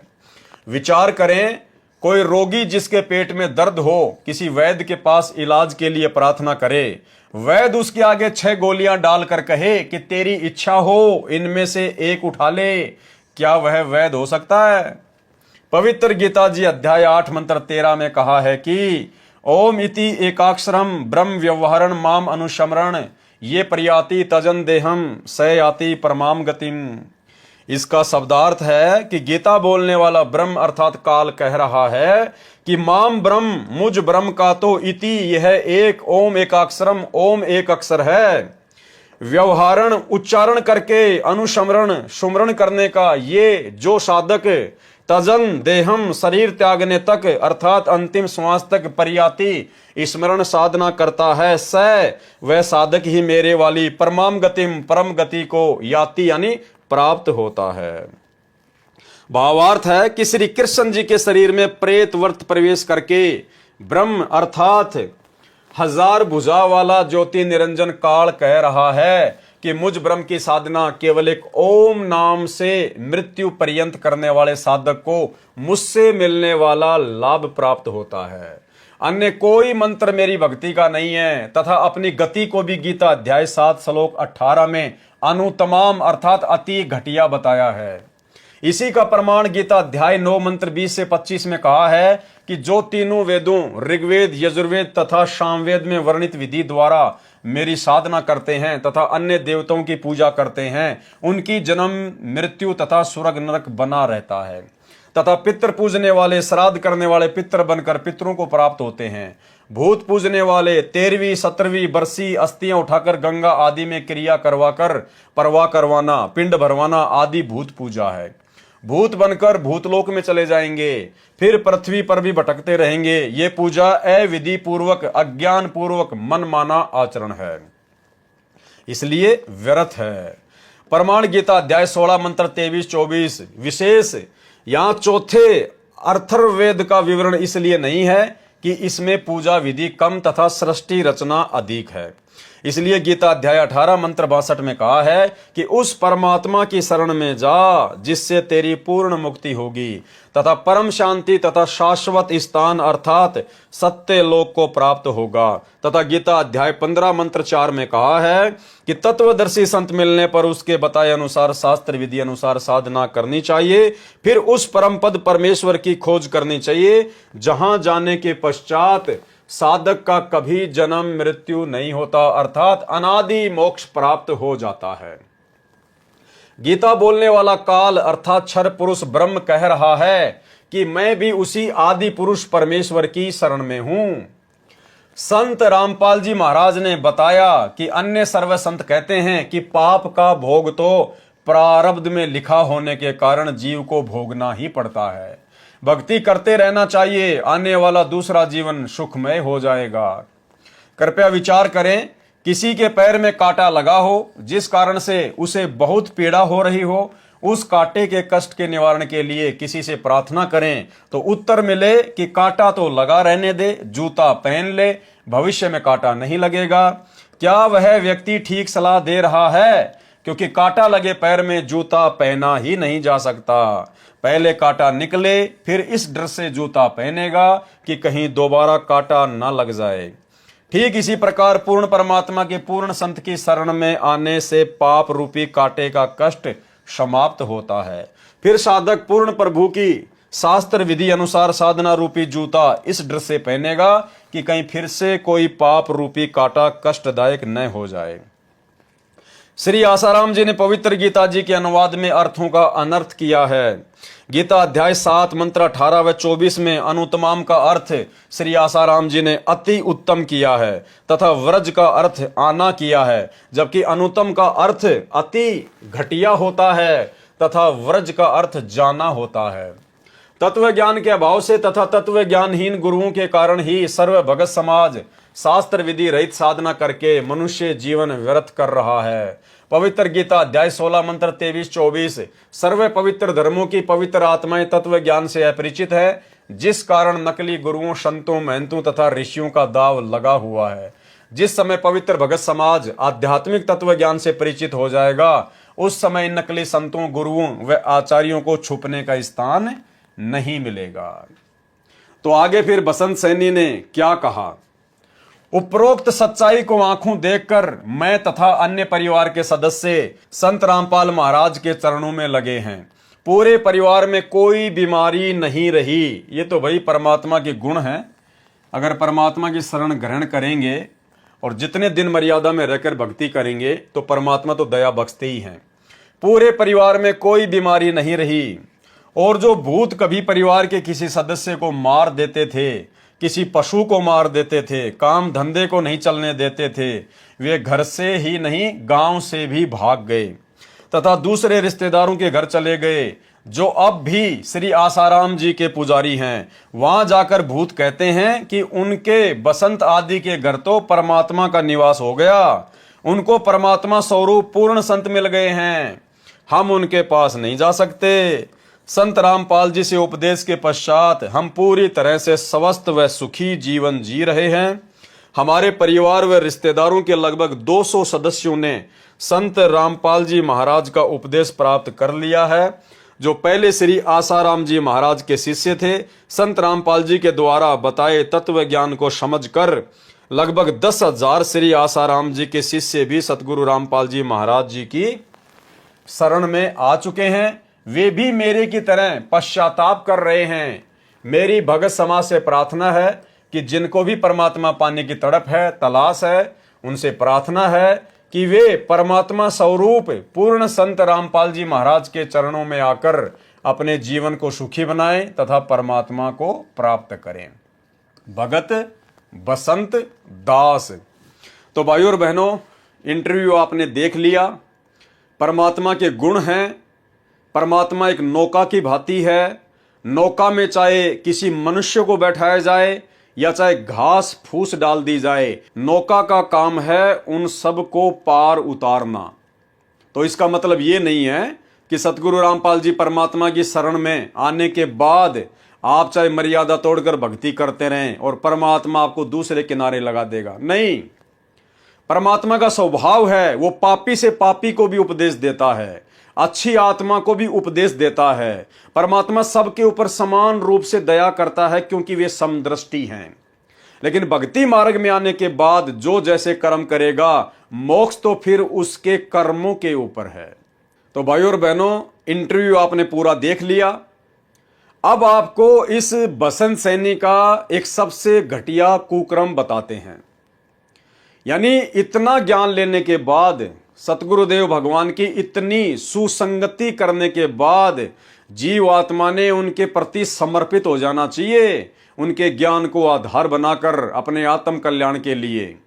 लेकिन भाइयों और बहनों, काल ने जो अपने विशेष एजेंट धरती पर भेजे हुए हैं, उनमें से एक विशेष एजेंट है सतगुरु रामपाल जी परमेश्वर जी का छोटा कलयुगी भाई महेंद्र। और इस बसंत सैनी ने हमेशा आश्रम में महेंद्र की ही चापलूसी की। हमेशा इसने महेंद्र की बातों को ज्यादा महत्व दिया और महेंद्र ने पूरी कोशिश की कि आश्रम की गद्दी मुझे प्राप्त हो। उसके अंदर महंत बनने की चाहत थी, वर्तमान में भी है। लेकिन ये तो परमात्मा के तत्व ज्ञान ने उसकी इस मन वांछित जिज्ञासा के ऊपर पानी फेर दिया, क्योंकि इन्होंने बहुत पहले एक षड्यंत्र रचा था। महेंद्र ने सन 2005 से पहले ही एक षड्यंत्र रच डाला था और उस षड्यंत्र का मुख्य हिस्सा ये बसंत सैनी भी था।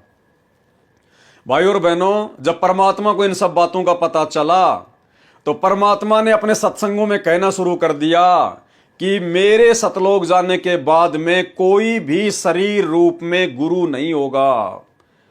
यानी गुरुदेव ने स्पष्ट कर दिया था कि जब मैं सतलोक चला जाऊंगा उसके बाद ना तो मेरा बेटा गुरु बनेगा, ना मेरी बेटी बनेगी, ना मेरा भाई बनेगा, ना मेरा कोई भगत गुरु पद पे बैठेगा। केवल मेरे नूरी शरीर से, इलेक्ट्रॉनिक शरीर से, डीवीडी से, लैपटॉप से, कंप्यूटर से, यानी जो भी उपकरण होंगे उस समय, उन्हीं के माध्यम से हजारों वर्षों तक ये नाम दीक्षा दिलाई जाएगी। अन्यथा महेंद्र ने और महेंद्र की चापलूसी करने वाले इस बसंत ने और इनकी जैसी घटिया मानसिकता व सोच वाले अन्य लोगों ने पूरा षड्यंत्र सेट कर लिया था। एक छोटा सा वीडियो दिखाता हूं आपको बरवाला कांड के बाद का, जब ये दास पवन दास जगह जगह इस नादान संगत को सतलोक आश्रम मैनेजमेंट हरियाणा की और सतगुरु रामपाल जी परमेश्वर जी के कलयुगी परिवार की असलियत बताता फिरता था। जगह जगह सात संगतियों के माध्यम से कभी 10 भक्तों को इकट्ठा करना, कभी 20 को, कभी 50 को, जैसा भी था। तो इसी सिलसिले में दास मध्य प्रदेश गया हुआ था, मध्य प्रदेश के भीतरवार में, और वहां पर इन लोगों को पहले ही पता चल गया कि पवन दास वहां पर गया हुआ है और वहां पर भगत समाज को हमारी पोल पट्टी के बारे में बताएगा। तो इन लोगों ने वहां पर डेरा डाल दिया एक दिन पहले। मध्य प्रदेश का स्टेट कोऑर्डिनेटर और हरियाणा से गाड़ियां भर के चली गई, जिसका नेतृत्व ये बसंत सैनी कर रहा था। ये सभी लोग वहां चले गए कि पवन दास का यहां पर प्रोग्राम नहीं होना चाहिए, साथ संगति नहीं होनी चाहिए। भाई और बहनों, हम लड़ाई झगड़ा नहीं चाहते, हम शांति प्रिय आदमी हैं। जैसे ही भक्तों ने मुझे बताया कि भगत जी आप यहां पर मत आना, यहां तो पूरा का पूरा मैनेजमेंट आ चुका है, हरियाणा से बसंत सैनी आ चुका है, कई लोग गाड़ियां भर के आ चुके हैं और हो सकता है आपके साथ में यहां मारपीट भी होगी। और निश्चित तौर पर मेरे साथ में वहां पर जबरदस्त तरीके से मारपीट होती, इसमें कोई संशय नहीं है, क्योंकि ये बसंत सैनी जैसे लोग भगत नहीं है, ये भगत के वेश में भेड़िए हैं। तो दास ने अपना प्रोग्राम वहां जाने का कैंसिल कर दिया। उसके बाद में फिर ये वहां पर भक्तों को भ्रमित करने लगे और ऐसा ही एक छोटा सा वीडियो फिर किसी ने इसका बना लिया 2-4 मिनट का, जिस वीडियो में यही बसंत सैनी, जिसको सतगुरु रामपाल जी भगवान ने जीवन दान दिया, लेकिन चापलूसी ये महेंद्र की ज्यादा करता था, और इसने वहां पर 5-7 भक्तों के बीच में बैठकर अपना प्रवचन देना शुरू किया, अपना अज्ञान ठोकना शुरू किया और उन भक्तों को कह रहा है कि महेंद्र भगत जी के खिलाफ यदि कोई व्यक्ति कोई बात बोलेगा तो ना जाने कौन से नरक में जाके गिरेगा। और महेंद्र भगत जी यानी महेंद्र का दूसरा नाम है मोहनलाल, क्योंकि बरवाला कांड के बाद में पुलिस के डर से इस महेंद्र ने अपना नाम बदल लिया मोहनलाल, और यह भगोड़ा बन के घूमता था मोहनलाल के नाम से। और कह रहा है कि हिसार जेल से गुरुजी ने लेटर लिख के भेजा है कि बाहर जो मोहनलाल जी हैं, जो महेंद्र जी हैं, वो मेरे आदेशों को चेंज भी कर सकते हैं, वो मेरे आदेशों को चेंज भी कर सकते हैं। और मजे की बात इसने क्या बताई फिर लास्ट में, ध्यान से सुनना उस वीडियो को, कि 2005 में या 6 में गुरुजी ने मोहनलाल जी को यानी महेंद्र को प्रथम नाम दान करने का आदेश दे दिया था। इस बसंत सैनी के अनुसार 2006 में ही सतगुरु रामपाल जी ने अपने छोटे भाई महेंद्र को प्रथम नाम दान करने का आदेश दे दिया था कि तू भक्तों को प्रथम नाम दान देना शुरू कर दे। अरे भाई, ये कौन से परमात्मा के विधान में है? 30 वर्षों के सत्संग में क्या आपने कभी सुना जो सतगुरु रामपाल जी भगवान ने ऐसा कहा हो कि मेरे अलावा भी कोई गुरु बनकर नामदान करेगा? कभी नहीं। जबकि गुरुजी को जब इस बात का पता चला, ये तो अंतर्यामी है, इन्हें तो सब कुछ पहले से पता था, लेकिन जब भक्तों के माध्यम से गुरुदेव को इस बात का पता चला कि इस प्रकार का षड्यंत्र काल प्रेरणा से आश्रम में होना शुरू हो गया, तो गुरुदेव ने सत्संगों में यह कहना शुरू कर दिया कि मेरे बाद में कोई गुरु नहीं होगा। और उसके बाद फिर इन लोगों की मनसाओं के ऊपर पानी फिर गया कि गुरुजी ने तो सार्वजनिक तौर पर ही कहना शुरू कर दिया। तो एक छोटा सा वीडियो जिसमें इन लोगों ने अपना पूरा का पूरा प्लानिंग सेट कर रखा था, और ये मध्य प्रदेश में जाकर वहां भक्तों को भी भ्रमित कर रहा है और उस मोहनलाल की महानता के बारे में बता रहा है, जो कि 2 कोड़ी का जीव है, 2 कोड़ी का जीव है, कि 2006 में गुरुजी ने मोहनलाल जी को प्रथम नाम दान करने का आदेश दे दिया था। तो सुनिए भाई और बहनों, ये छोटा सा इसका वीडियो। तो हम परमात्मा ने हमारे को अपना काम दे रखा है, अगर और कोई सेवा मर्यादा मेरे करनी, वो लोगों के बैठा में ना आकर के अपना काम इतना करते रहे कि अपना भक्ति तो कर ले, नियम में रह गए, उसके नियम टूट गया तो खत्म हो गए। बिल्कुल सही बात। तो गुरुजी ने मोहनलाल जी के लिए, महेंद्र भगत जी के लिए स्पेशल लेटर लिखा था भाई के भगत जी, मैं यहाँ से जो आदेश दी वो आदेश भगत जी देखें, अगर वो कैसे एप्लीकेबल हो सकते हैं वो अपने अनुसार कर ले। बिल्कुल सही बात। क्योंकि मैं तो जेल से लिख के दे रहा हूँ, ये मालिक का खेल है। क्योंकि मैं जो आदेश देता हूँ वो बाहर कैसे एप्लीकेबल करने हैं वो भगत जी देखे, उसमें वो चेंजमेंट कर सकते हैं। महेंद्र भगत जी चेंजमेंट कर सकते हैं, उनमें अपने अनुसार कर सकते हैं। जब 2006 में नाम देने तक का आदेश दे दिया था, जब 2006 में नाम देने तक का आदेश दे दिया था, जब 2006 में नाम देने तक का आदेश दे दिया था, और अब ये लिख दिया कि जैसा करना चाहे कर सकते हैं, तो हम उनको गलत कैसे कर रहे हैं? और गुरु जी ने कहा एक लटात पीछे जब महेंद्र भगत जी के बारे में जो गलत सोचता है, पता नहीं कौन से नरक में जाएगा, यहाँ तक लिखा था गुरु जी ने। तो भाइयों और बहनों, ये वीडियो आपने सुन लिया, जो कि सरासर सतगुरु रामपाल जी परमात्मा के सत्संगों के विरुद्ध है, परमात्मा के वचनों के विरुद्ध है, उनकी आज्ञा के विरुद्ध है। केवल यहां पर इस चापलूस व्यक्ति के द्वारा उस काल एजेंट महेंद्र को महत्वता दी जा रही है संगत के बीच में बैठकर। और ये वीडियो देखकर भाइयों और बहनों, निश्चित तौर पर आपको लगा होगा कि ये पागल आदमी है। लगता है ये आदमी कोई मनोरोग से ग्रसित है, ये आदमी पागल है, पागल, ये रोगी है। क्योंकि इस प्रकार की घटिया बातें, सतगुरु के ज्ञान के विरुद्ध बातें कोई पागल व्यक्ति ही कर सकता है। और भाइयों और बहनों, जब मैं थोड़ी सी गहनता में गया, मैंने जब परमेश्वर की एक दो पुस्तकें और पढ़ी, तो मुझे यह प्रमाण भी मिल गया कि ये बसंत सैनी पागल है, पागल।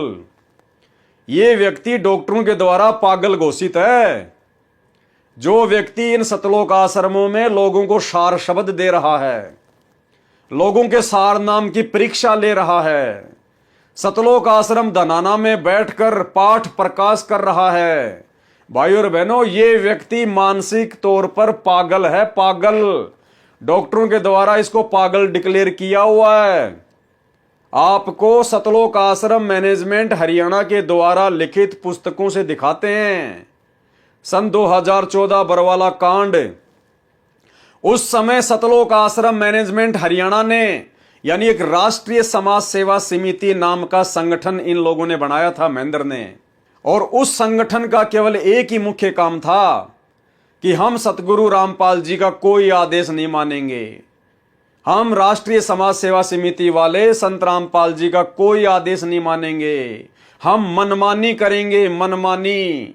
हम संत रामपाल जी से किसी भी कार्य में कोई दिशा निर्देश नहीं लेंगे। दास ने आपको संध्या आरती का सरलार्थ करते समय इन्होंने सन 2010 में सतलोक आश्रम बरवाड़ा में संत रामपाल जी की आज्ञा के विरुद्ध मनमानी करते हुए जो एक मनवश संगठन खड़ा कर लिया था अपनी मनमानी करने के लिए, काल प्रेरणा से। क्योंकि भाइयों और बहनों, देखो, परमात्मा तो धरती पर आकर अपना ज्ञान दे रहा है, तो काल कहां है? काल भी तो रोकने का पूरा प्रयास करेगा ना। तो काल कहां है फिर? दयाल तो हम सबके सामने है, सतगुरु रामपाल जी। अब काल कहां है? अब काल सबके सामने तो आता नहीं, स्वयं तो अपने रूप में प्रकट होता नहीं, तो काल अपना काम कैसे करता है? वो अपने एजेंटों के अंदर प्रवेश करके अपना काम करता है। तो काल ने इन विशेष एजेंटों के अंदर प्रवेश करके महेंद्र जैसे एजेंट, बसंत जैसे एजेंट, राम कुमार ढाका जैसे एजेंट, जो कि राष्ट्रीय समाज सेवा समिति का अध्यक्ष था, और गुरुदेव का कलयुगी परिवार, उनके रिश्तेदार, इन सभी के मार्फत काल अपना पूरा काम पूरी पुरजोर कोशिश के साथ में कर रहा था, जिसका नतीजा निकला बरवाला कांड। तो दास ने उस संध्या आरती के वीडियो में आपको राष्ट्रीय समाज सेवा समिति के विषय में बताया था, और जो राष्ट्रीय समाज सेवा समिति गुरुदेव के भाई ने, सतलोक आश्रम मैनेजमेंट हरियाणा ने, जो गुरुजी को मानुष मानते थे, आज भी मानते हैं, इन लोगों ने जो संगठन खड़ा किया था, दास ने आपको उसका संविधान भी पढ़ाया था, और संविधान का पॉइंट नंबर 8 और 12 भी आपको पढ़ाया था। तो पॉइंट नंबर 12 के अंदर गुरुदेव के परिवार ने साफ साफ लिख रखा है कि हम राष्ट्रीय समाज सेवा समिति वाले संत रामपाल जी महाराज जी से किसी भी कार्य में कोई दिशा निर्देश नहीं लेंगे। अर्थात ये इतने बड़े भगत हैं कि अपने गुरुजी से कोई दिशा निर्देश नहीं लेंगे, ये गुरुजी से कोई बात भी नहीं करेंगे, ये केवल अपनी मनमानी करेंगे, मनमानी। तो पहले ये छोटा सा वीडियो देखिए आप, और ये है 12वां नियम। अब 12वें नियम को भाइयों और बहनों आंख फाड़ के देख लेना। अगर जरा से भी बुद्धि तुम्हारे अंदर होगी तो समझ में आ जाएगा कि आप किन मूर्ख और मनवश लोगों के पीछे इन आश्रमों में धक्के खा रहे हो। राष्ट्रीय समाज सेवा समिति संत रामपाल जी महाराज से, अब राष्ट्रीय समाज सेवा समिति में कौन कौन लोग शामिल हैं? गुरुजी के दोनों बेटे, गुरुजी का भाई, ये जितने भी स्टेट कोऑर्डिनेटर हैं, और जितने भी बड़े बड़े जो सतलोक आश्रम बरवाला में सेवादार थे, जो 24 घंटे गुरुजी के साथ में रहते थे, बलजीत लहरी, राम कुमार ढाका, और भी जो गुरुजी के रिश्तेदार थे, वो सारे। तो क्या कह रहे हैं कि राष्ट्रीय समाज सेवा समिति, यानी ये सभी लोग संत रामपाल जी महाराज से यानी अपने गुरुजी से किसी प्रकार के कार्य में दिशा निर्देश नहीं लेंगे। यानी हम अपनी मनमानी करेंगे, अपने हिसाब से सारा काम करेंगे। हम राष्ट्रीय समाज सेवा समिति वाले तमाम लोग यानी गुरुजी के परिवार वाले, गुरुजी के भाई बंधु, गुरुजी के रिश्तेदार, हम संत रामपाल जी से किसी भी कार्य में कोई दिशा निर्देश नहीं लेंगे। हम संत रामपाल जी से कोई सलाह नहीं लेंगे। हम अपने दिमाग से ही सारा काम करेंगे। राजनीति को सेट करने का, न्यायालयों में भ्रष्टाचार को सेट करने का, दुनिया को सुधारने का। यह है पॉइंट नंबर 12। यह है काल प्रेरणा। इसलिए गुरुजी ने बरवाला कांड के बाद में मीडिया के सामने सरेआम पूरी दुनिया के सामने कहा था कि ये जितने भी कमांडो थे जो काले कपड़े पहन के जो वहां पे लेके लठ पुलिस वालों के सामने खड़े थे, ये मेरे भगत नहीं थे। तो मीडिया वालों ने पूछा बाबा कौन थे, कि वो राष्ट्रीय समाज सेवा समिति के लोग थे। तो मीडिया वालों ने कहा कि बाबा समिति भी तो आपकी है। तो गुरुजी ने कहा कि नहीं, समिति मेरी नहीं है। आगे आपको वीडियो सुनाएंगे, पहले इनका नियम सुन लो।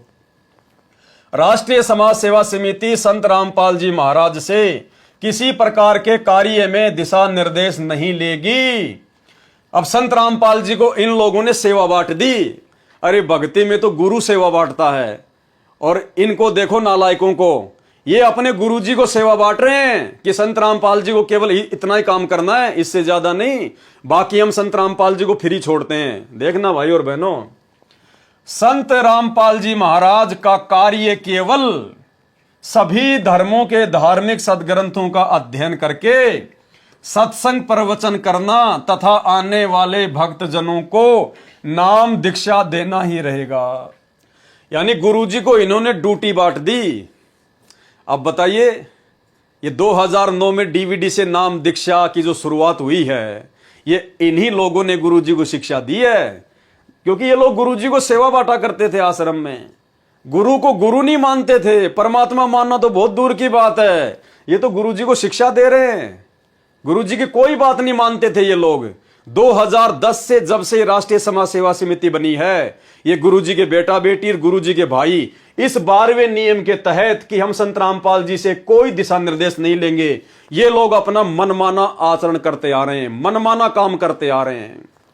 तो क्या कह रहे हैं, संत रामपाल जी महाराज का कार्य केवल सभी धर्मों के धार्मिक सदग्रंथों का अध्ययन करके सत्संग प्रवचन करना तथा आने वाले भक्तजनों को नाम दीक्षा देना ही रहेगा। यानी केवल इतना ही काम करना है संत रामपाल जी ने।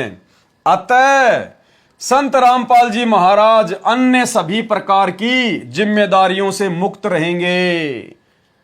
यानी गुरुजी को इन्होंने जिम्मेदारी बांट दी कि गुरुजी का काम केवल ये धार्मिक किताबें पढ़ना, सत्संग करना महीने में 2 बार, और जो भगत आवे उनको नाम दीक्षा देना। बस इससे ज्यादा गुरुजी और कुछ नहीं करेंगे। बाकी उनको जिम्मेदारियों से फ्री किया जाता है। बताओ, ये भगवान को फ्री कर रहे हैं। अरे इसी को तो काल प्रेरणा कहते हैं। अब हाथ कंगन को आरसी क्या, पढ़े लिखे को फारसी क्या। अब भाई और बहनों, इससे ज्यादा क्या आपको ये सीना फाड़ के दिखाऊं कि ये सब के सब काल के दूत हैं, काल के एजेंट हैं। ये गुरु को परमात्मा नहीं मानते, गुरु को भगवान नहीं मानते। और यही कारण था कि इन लोगों ने 2009 में गुरुजी को डीवीडी से नाम दीक्षा देने के लिए शिक्षा दी, सलाह दी। और इसीलिए गरीबदास जी महाराज ने कहा कि गुरु मानुष कर जानते वो नर कहिए अंधे, ओवे दुखी संसार में आ गए यम के फंदे। तो अब आपको समझ में आ जाना चाहिए। और गुरुजी ने सरेआम इस राष्ट्रीय समाज सेवा समिति से अपना पल्ला झाड़ लिया। भाई जब ये लोग गुरुजी से किसी प्रकार का कोई सलाह मशवरा नहीं ले रहे हैं, कह रहे हम तो मनमानी करेंगे अपनी, तो संत रामपाल जी ने भी कह दिया भाई बरवाला कांड के बाद, जब मीडिया वाले ने पूछा कि बाबा इतने गुंडे खड़े थे आपके आश्रम के बाहर काले कपड़े वाले, तो गुरुजी ने कहा कि वो मेरे नहीं थे, वो राष्ट्रीय समाज सेवा समिति के थे, इस काल प्रेरित संगठन के थे। तो मीडिया वाले ने कहा कि बाबा समिति भी तो आपकी है। तो गुरुजी ने कहा कि नहीं, समिति मेरी नहीं है। सुनिए वीडियो। ऊपर इतने इल्जाम है सर, आपके ऊपर इतने इल्जाम झूठे कैसे हैं आपके ऊपर? आपके गुंडे इतने खड़े थे वहाँ पे, हजारों आदमी हरियाणा पुलिस से। मेरे नीचे राष्ट्रीय समाज सेवा समिति। नहीं तो आपकी समिति है। अरे आपकी समिति है बाबा। आप अपने आप को संत कहते हैं, आप संत कहने लायक भी है। आप आपसे भी ये जवाब दीजिए, आपके वहाँ इतनी फोर्स, इतने गुंडे, इतने आर्मी खड़ी है हरियाणा पुलिस के ऊपर। तो भाई और बहनों, अब तो आपको विश्वास हो जाना चाहिए कि ये सारा का सारा बरवाला कांड जो है काल का षड्यंत्र था। ये गुरुजी के परिवार की मनमानियों का नतीजा है, उनकी आध्यात्मिक अज्ञानता का नतीजा है। तो ये आपके सामने। तो भाई और बहनों, हाथ कंगन को आरसी क्या, पढ़े लिखे को फारसी क्या, आपको समझ में आ गया होगा कि काल का षड्यंत्र बहुत समय पहले से ही, बरवाला कांड के बहुत समय पहले से ही सतलोक आश्रम बरवाला में शुरू हो गया था। ये लोग अपनी मनमानियां करने लग गए थे। संत रामपाल जी को केवल एक मनुष्य समझते थे अपने जैसा, और जिसका नतीजा निकला बरवाला कांड। तो ये सारी घटना देखकर आपको लग रहा होगा कि ये बसंत सैनी बिल्कुल मूर्ख है, ये पागल आदमी है, पागल। जी हां भाई और बहनों, ये व्यक्ति पागल ही है। आपको इसका प्रमाण देते हैं राष्ट्रीय समाज सेवा समिति के द्वारा लिखी गई पुस्तक। जी हां, ये पुस्तक आपके सामने है, जो कि बरवाला कांड से पहले लिखी गई थी, भ्रष्ट जज कुमारग पर। यह पुस्तक आपको सतलोक आश्रम मैनेजमेंट हरियाणा ने जो अपनी वेबसाइट बना रखी है www.jagatgururampalji.org, ये आपको इनकी वेबसाइट के ऊपर भी मिल जाएगी। जब आप इनकी वेबसाइट के पब्लिकेशन पेज पर जाएंगे तो वहां पर आप जी इस पुस्तक की पीडीएफ को डाउनलोड कर सकते हैं और इसका पेज नंबर 70 देख सकते हैं। पेज नंबर 70 पर नीचे आप जी देख सकते हैं। तो ये खुद सतलोक आश्रम मैनेजमेंट हरियाणा के द्वारा छापी गई पुस्तक है, जिसको कोई नकार नहीं सकता। भ्रष्ट जज कुमारग पर। यहां देखिए इसके प्रकाशक व मुद्रक कौन है? राष्ट्रीय समाज सेवा समिति के सर्व सदस्य।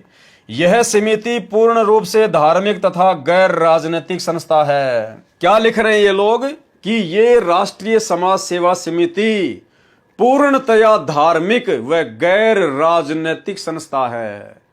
अरे मूर्ख आदमियों, तुमने खुद ने यह समिति बनाई, तुमने खुद ने समिति का संविधान बनाया, और तुम खुद यहां पर यह बात लिख रहे हो कि यह समिति पूर्ण रूप से धार्मिक तथा गैर राजनीतिक संस्था है। अगर यह गैर राजनीतिक संस्था है तो सन 2019 में क्यों तुमने कांग्रेस सरकार के तलवे चाटे? क्यों तुम कांग्रेस सरकार के कुत्ते बन के दर दर उनका समर्थन करते हुए भटक रहे थे? अब यह संस्था राजनीतिक कैसे हो गई? अगर यह संस्था पूर्ण रूप से गैर राजनीतिक थी या है तो हाल ही 2024 में नरेंद्र मोदी की रैलियों में क्यों भक्तों को बसें भर भर कर ले जा रहे थे? क्यों बेचारी नादान संगत को बीजेपी का कुत्ता बना दिया? क्यों बीजेपी को वोट डलवाए? क्यों सरकारों की चापलूसी करवाई तुमने? अगर ये तुम्हारी राष्ट्रीय समाज सेवा समिति पूर्ण रूप से गैर राजनीतिक संस्था है तो भाई और बहनों, इसलिए परमात्मा कहते हैं करनी तज कथनी कथ अज्ञानी दिन रात, और कुत्ते जो भौंकत फिरे सुनी सुनाई बात। तो ये खुद सतलोक आश्रम मैनेजमेंट हरियाणा के द्वारा लिखी गई पुस्तक, इसी राष्ट्रीय समाज सेवा समिति के द्वारा लिखी गई पुस्तक, जिस राष्ट्रीय समाज सेवा समिति का सदस्य ये व्यक्ति बसंत सैनी है। पढ़ो और पढ़ाओ। संत रामपाल दास महाराज सतलोक आश्रम बंदी छोड़ भक्ति मुक्ति ट्रस्ट। अब देखिए भाई और बहनों, भ्रष्ट जज कुमारग पर, और ये भ्रष्ट जज कुमारग पेज का 70 नंबर पेज है। 70 नंबर पेज, ये जो पॉइंट है ये 70 नंबर पेज पर नीचे नीचे लिखा हुआ है, लेकिन आप लोगों को दिखाने के लिए मैंने इसको ऊपर सेट किया है। भ्रष्ट जज कुमारग पर और इस बसंत सैनी व्यक्ति के बारे में क्या लिखा है भाई और बहनों, आप खुद पढ़ लेना। सन 2010 में हमने एक पुस्तक सच बनाम झूठ सर्व न्यायाधीशों तथा सर्व एमपी तथा एमएलए को स्पीड रजिस्टर्ड पत्र पोस्ट से भेजी थी। ये जो सच बनाम झूठ नाम की जो पुस्तक है जिसका जिक्र किया गया है, ये इसी बसंत सैनी ने लिखी थी। जजों के खिलाफ इसी बसंत सैनी ने लिखी। सन 2010 में हमने एक पुस्तक सच बनाम झूठ सर्व न्यायाधीशों तथा सर्व एमपी तथा एमएलए को स्पीड रजिस्टर्ड पत्र पोस्ट से भेजी थी, जिसमें भ्रष्ट राजनेताओं तथा भ्रष्ट जजों का कंधे से कंधा मिलाकर किए भ्रष्टाचार की जानकारी दी गई थी। यानी बसंत सैनी जी ने देश भर के सभी भ्रष्ट जजों की पूरी जो भ्रष्ट प्रणाली थी विशेष गहन अध्ययन करके उस पुस्तक में लिखी और सभी एमएलए और एमपीज को बांटी गई। उस आधार से आज तक भ्रष्टों पर कोई कार्रवाई नहीं की गई है। उल्टा हमारे एक सदस्य भगत बसंत दास पर कोर्ट की मानहानि का केस माननीय भ्रष्ट जज हेमंत गुप्ता जी ने पंजाब व हरियाणा हाई कोर्ट में स्वयं संज्ञान लेकर मुकदमा नंबर CROCP नंबर 22/2011 बना दिया। साबित हो गया कि ये बसंत सैनी, ये पागल आदमी राष्ट्रीय समाज सेवा समिति का सदस्य है। क्योंकि ये बात कौन बोल रहा है? राष्ट्रीय समाज सेवा समिति वाले बोल रहे हैं। और क्या कह रहे हैं? उल्टा हमारे एक सदस्य, यानी राष्ट्रीय समाज सेवा समिति का सदस्य था ये बसंत सैनी, उल्टा हमारे एक सदस्य बसंत सैनी पर यानी भगत बसंत दास पर कोर्ट की मानहानि का केस माननीय भ्रष्ट जज हेमंत कुमार गुप्ता जी ने पंजाब व हरियाणा हाईकोर्ट में स्वयं संज्ञान लेकर मुकदमा नंबर CROCP नंबर 22/2011 बना दिया। अब उसके बाद क्या हुआ? यानी पहले तो इस बसंत सैनी ने हवा में उड़ते हुए इसको बांस पर चढ़ा दिया महेंद्र ने कि बसंत तू ये कर सकता है, तेरे अंदर वो योग्यता है, तू जजों के ऊपर पुस्तक लिख सकता है। तो बसंत सैनी से इन्होंने एक पुस्तक लिखवा दी भ्रष्ट जज कुमार्ग पर और जगह जगह पुस्तक बंटवा दी गई। भाई और बहनों, बहुत सारी बातें यहाँ पर कई जो लोग हैं वो ये सोचेंगे कि पुस्तक तो गुरुजी ने लिखी थी, बसंत सैनी का तो खाली नाम लिख दिया गया। कुछ भी है, लिख दिया तो उसी का नाम रहेगा। तो पहले तो इसे पुस्तक लिखवा दी गई और फिर किसी जज ने संज्ञान लेते हुए इस बसंत सैनी के ऊपर मुकदमा ठोक दिया खुद ही जज ने। और जैसे इस भाई साहब के ऊपर मुकदमा ठोका गया उसके बाद देखना भाई और बहनों क्या होता है, ध्यान से पढ़िए। जिससे वह मानसिक संतुलन खो बैठा।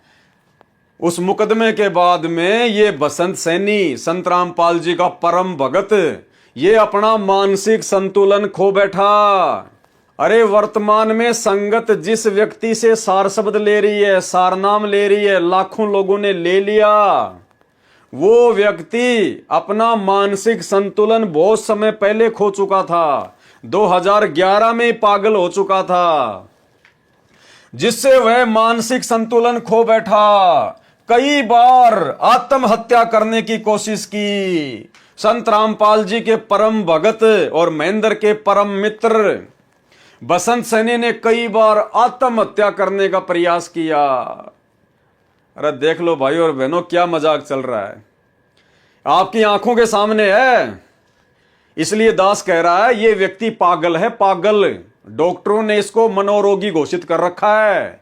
ये व्यक्ति अपने होशो हवास में नहीं है और ऐसे पागलों से ये संगत सार शब्द ले रही है, सार नाम ले रही है। अरे तेरे को क्या जरूरत थी भैया पुस्तक लिखने की? और लिख दी तो फिर डट के खड़ा रहता, फिर डगमग होने की आवश्यकता कहां थी फिर तेरे को? पहले तो जोश में आके पुस्तक लिख दी, पहले तो दादा बन गया मान बड़ाई का भूखा। और जब हाई कोर्ट में इसके ऊपर जब मुकदमा हुआ तो भाई अपना मानसिक संतुलन खो बैठा और आत्महत्या करने का प्रयास करने लगा। मैं नहीं कह रहा भाई, ये खुद ही लिख रहे हैं।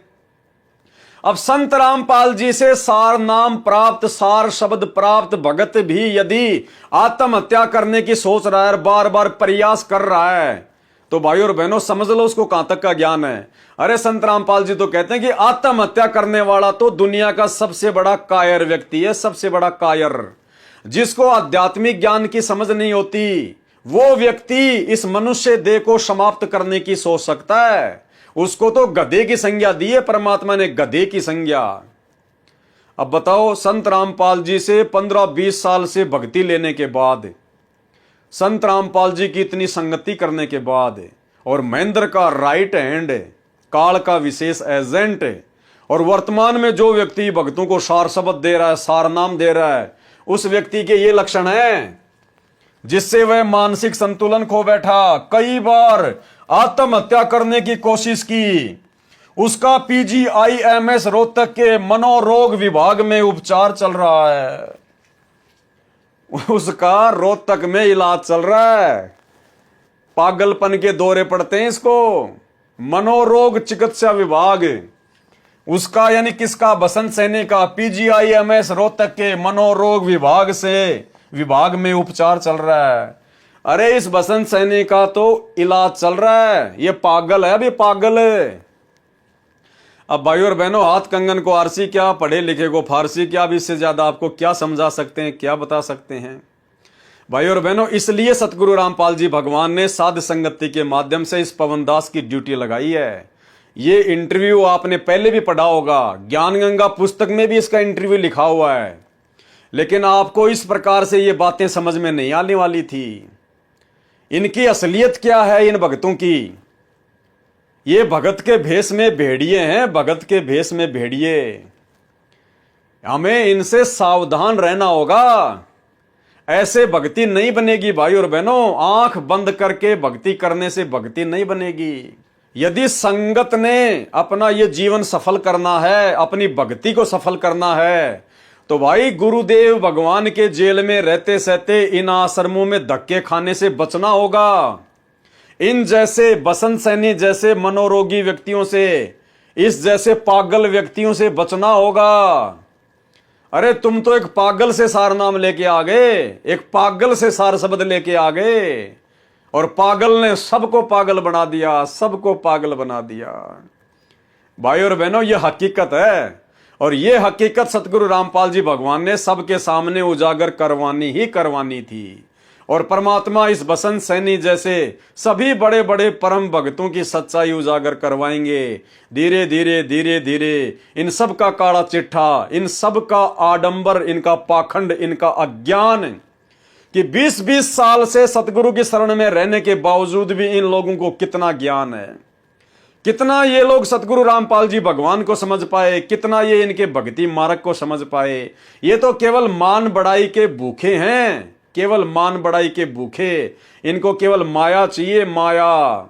ये काल के द्वारा भेजे गए स्पेशल एजेंट हैं, उस कमाल की तरह। संगत बेचारी नादान है, भोली है, इनको समझ नहीं पा रही। तो भाई और बहनों, समझाने के लिए परमात्मा ने 7 संगतियां शुरू करवाई है। आपकी आंखों के सामने है ये व्यक्ति बसंत सैनी, जिसका इंटरव्यू ज्ञान गंगा पुस्तक में भी है और भक्ति और भगवान पुस्तक में भी परमात्मा ने लिख दिया।